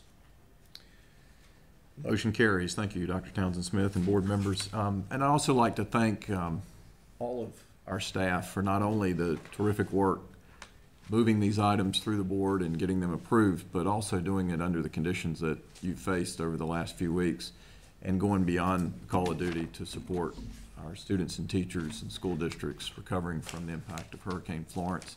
A big part of our day yesterday was hearing reports from you as first responders and as educators, just taking care of North Carolinians, and we are incredibly grateful and look forward to hearing more about your heroic efforts in the weeks ahead. I'll now recognize Ms. Cecilia Holden to provide us an overview of proposed legislative items in preparation for the upcoming long session. We'll discuss these in more depth at our planning retreat, but Ms. Holden, we're delighted to have you with us. Good afternoon, I think. Yes. Thank you for allowing me the opportunity to present today. I'm going to make it very quick, but to kind of give you an overview of where we are with the General Assembly and then also what to expect and the work going on behind the scenes as we prepare for the work session for your consideration on the legislative agenda for the long session. So the General Assembly did convene this week, and they passed two bills that were basically the emergency needs related to the hurricane. The governor did sign those yesterday. It did provide relief for our schools, which was much needed and much appreciated. That was the very first version, and that was just for the emergency needs that had been identified up front. The General Assembly and the governor, based on his input, decided not to reconvene on October the 9th, but instead to push it out until October the 15th, which would give everyone an opportunity to better determine what the needs are of the state in terms of those that have been impacted. So we're in the process of gathering information. We're working with the, Katherine Johnston has been polling and working with her staff and the directors and the deputies to try to identify what needs might exist out in the school districts and we will work with the General Assembly to determine what those are and hopefully be able to get some additional support in their October 15th session. I'll keep you posted as we move forward on that. So that's a real quick overview of where the General Assembly is right now. In regards to the work session and the way that we're approaching the work session and looking at the long session legislative agenda, what I've done is I've taken the work that was already in place. There's a lot of good baseline information. I'm also looking at the work that the board did in the spring of this year when you did an exercise. I think Dr. Maria Petrie-Martin walked the state board through an exercise. You put a bunch of sticky notes on the walls and tried to come up with more of the themes of what this board's focus is. Also looking at some of the things that were pointed out this morning by Deanna. We're trying to get what I would envision as the elevator speech to allow me to know what the priorities are that I can quickly iterate to the General Assembly in the long session. I'll reiterate what Vice Chair Duncan said. He said, if you get more than 5, they forgot what you said anyway. So we're trying to consolidate it as much as we possibly can. The themes that we put forward in the short session centered around 3 different things. And all of those play in very nicely to the things that Deanna mentioned this morning. The 3 things that you all came up with and the talking points and the way that we did the budget for the short session was to take all the funding requests and plug them in under one of 3 categories. The 3 categories that you all put forward, one was educational equity. And then underneath educational equity, I took the goals, your 6 goals, and determined which of those plugged in under there. The next is the excellent educators for every student. There again, taking the goals and plugging in under that. And then finally is data-driven decisions and aligning those resources, which gets back to the conversations that the board has had as being very strategic, looking at evidence-based solutions, determining what's working, and then trying to identify how we might be able to move the needle, whether it's legislation that's needed or whether it's resources that are needed, but trying to plug all of those all of those things in to be able to have a message for the General Assembly. So the way that we're going about determining these needs, the short session request of this board, we had a bigger bucket that we had requested. I'm pleased to say that it actually falls into line very nicely with the 2% that the governor has asked us to bring forward to him in our request to the governor for his consideration to move forward with the General Assembly.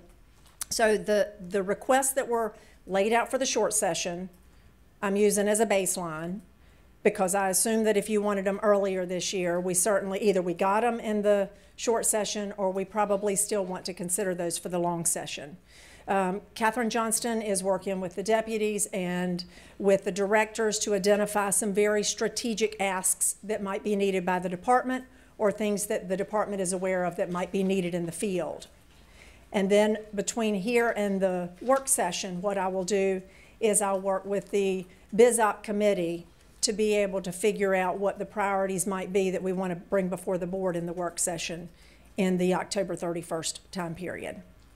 From there, we hopefully will have what is a representation of what this board would want to have in the governor's budget and be able to meet the timeline that Catherine identified yesterday. So there's a lot of work going on behind the scenes, and then we'll just move it to the committee level next and then have it ready for you for the work session.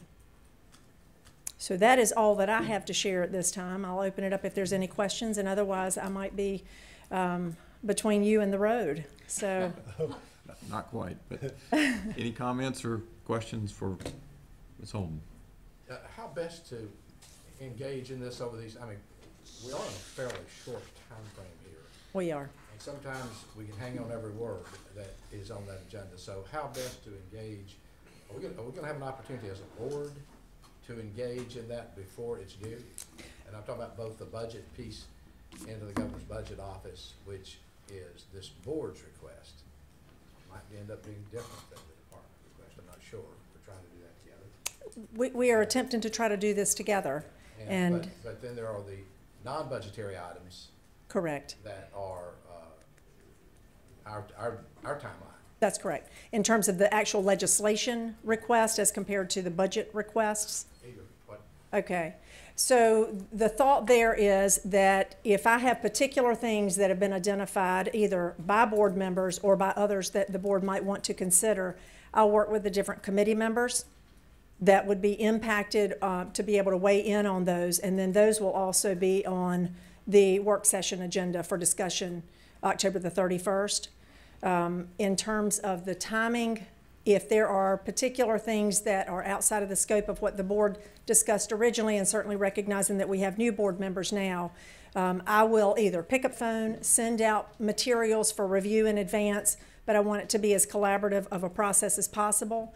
And certainly feel free to reach out to me if you have things that were not discussed for the short session that you think should be on there. I'm going to have an update, I think, from you, or just a download on things like there's discussion over there about opioid problems in the state. There are things around mental health. There, the discussion, I'm hearing at least from some that there might be a little opening on the calendar law, and if there is, let's jump in it.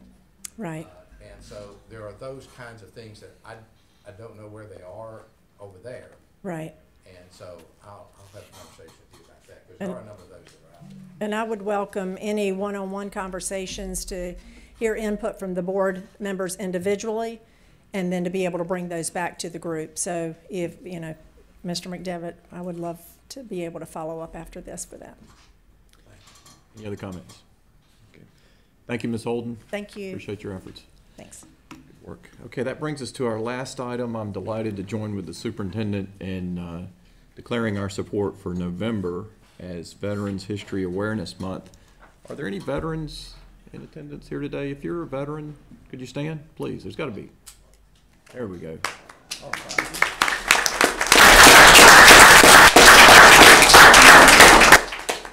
So permit me to read this proclamation in support of Veterans History Awareness Month, dated October 5th, 2018.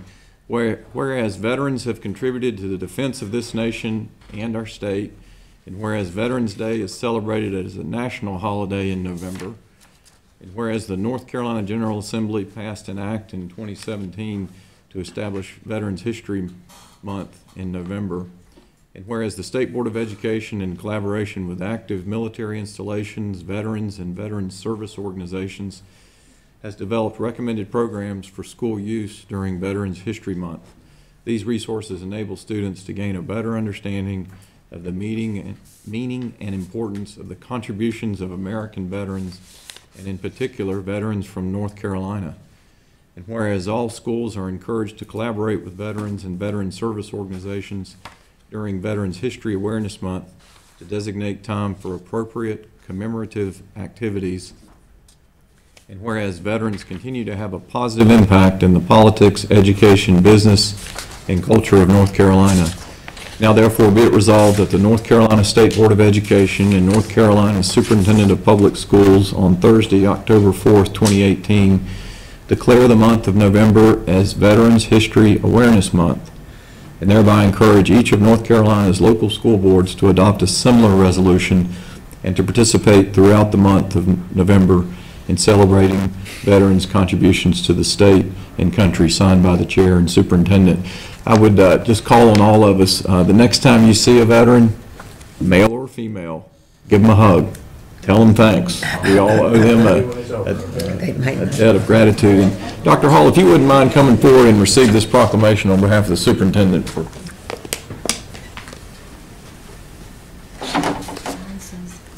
While Dr. Hall comes forward, as a point of privilege, we should recognize our chair, who is in fact a veteran. Thank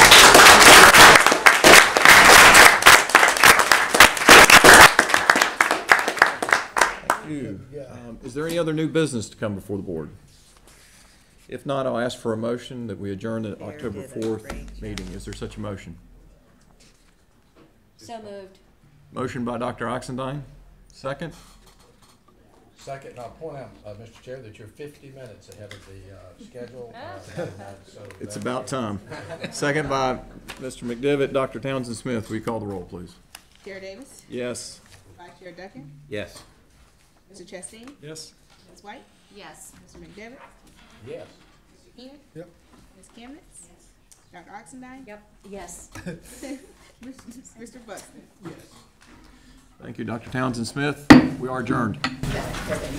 Thank you very much.